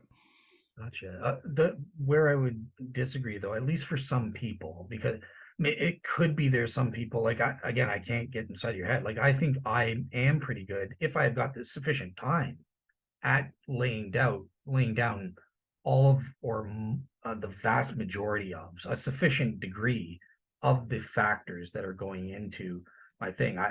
It's totally true what Dave said. I might miss something that's subconscious or something like that, or there can be biases, but by listing it out, I think I can get it to a sufficient degree, and it mitigates against the biases in lots of ways. So I think I'm capable of doing this list thing. Um, but I take your point. I've never thought about it. There may be people that aren't good at making like even if I gave you 10 years, this is probably the best list you can give, and you're like there's something missing. I just don't know how to state it or something. And yeah, in that case, we would have to kind of okay, we can't use Bayes because there is a key component that is there, but you just can't express into words. And if it can't be made explicit, we can't evaluate it objectively. So um, that could be true. I just think in the majority of cases for the average person, we're pretty good at if we give a sufficient amount of time and thought and critical thought to it, we can break things down into um, the essential components of something. I think we each have different ways of getting about the same thing. So writing, when I first started writing, it wasn't actually to make money. I've been writing for a while. I started writing as a way of thinking about things. Mhm. So when I have something that I'm actively thinking about, I sit in front of a keyboard and I write extemporaneously. Um, and as it happens, I think in, art in article form factor and bullet points and things like that. And so, Oh, when I sit down to write, I just write as if I, had an outline in front of me. I don't. It's just how I think. So in that way, my mind may not be ordered exactly the same way that the average person's mind is either. But this is how I come to know my mind. One of the ways that I come to know my mind is I write, and so I write a lot. And it was just a grand coincidence that I was able to actually make money doing that. So that was beneficial to me when I could do that. You come to know your mind by assessing um, lines of evidence that you put mathematical symbols next to. Okay, I'm not going to deny that as a legitimate form of knowing yourself. It's a form that I can never wrap my mind around because that doesn't work for me. Um, Andrew, I think he probably works more like you than me, because when I talk to him about my process of writing, he no more knows what I'm talking about than I know what he's talking about when he talks about coding. it's we're not even close. And yet, we have methods of this kind of deeper introspection that I think your method is really trying to get at. And so, um, I would agree that yes, I have ways of introspecting and understanding what I really think about a thing that goes well beyond a simple gut feeling. I just don't use math to do it. I use words to do it.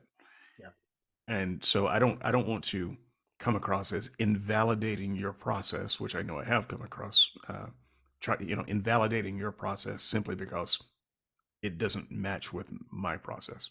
that's a great point. I'm actually going to agree totally and try, despite debates about, what's better or not, I think that most people in human history have come to rational conclusions without needing math or even hearing. Bayes wasn't even invented until like the late 18th century. After David Hume had never even heard of it and stuff, right? So this is not necessary. I think it's a helpful heuristic. It worked for me, and I think it can help other people. But yeah, there are other ways that don't involve math or Bayes, and you can still come to rational conclusions without it. So I do wholeheartedly say that there are other non-math ways that are valid in the sense of epistemically valid. I mean, Peter did not engage in probability calculus when he came to faith in Christ. I think he was still rational. So yeah, we wholeheartedly agree on that front.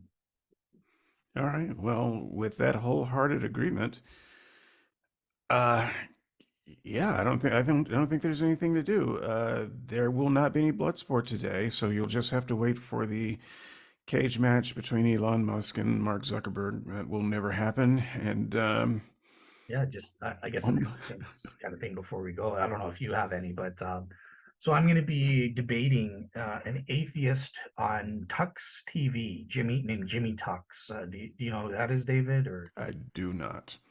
okay, so he saw my debate with Jordan from Reason to Doubt, and we were kind of debating each other in the comments and stuff. But we're going to be debating next Tuesday, the 22nd, live on his channel, which I think is Tux TV. And yeah, so he has an interesting thesis, three topics. So number one, Genesis is deceptive, but there's nuance here because he argues that not only is it deceptive on God's part, if God were to exist, presuming God existed, he compares him to a fisherman. Fishing for men kind of is evil. God's an evil fisherman. He has bait or something like that. I'll get into that, but he also argues that even assuming on atheism, he says that the actual human biblical authors they intended Genesis to be deceptive. So I'm gonna like to see him try to prove that and discuss that with him. Also stuff about supernatural versus natural beings. There's no proof for, and he also wants to talk to me about how can we ever rule out Satan when we're looking at miracle claims and stuff like that. So yeah, look out. That's I think the next show that I'll be doing live on his channel there. So Yeah, sounds interesting. I think that just based on that synopsis, he's made some points that I have made in the past, but it also sounds like he goes well beyond what what I would have ever claimed. We will have to see how Mr. Tux yeah, Jimmy Tuck. presents his argument. Jimmy Tux. I mean, that sounds like a mob name.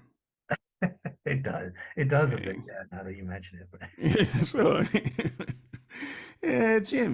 Jimmy Tux. Um, he seems just like I've just met him, but yeah, seems like a good guy. He's very opinionated. I think he's more of the polemical style though, so I'm going to go in prepared. I think it'll be kind of like a Pine Creek style thing, so I'll just go in prepared for that style. So it's a nice podcast you have there. It'd be a shame if something would have happened to it. Uh, I don't I might be punchy. I need pain medicine. Look, I'm gonna stop this recording. We'll talk to you guys later. take care.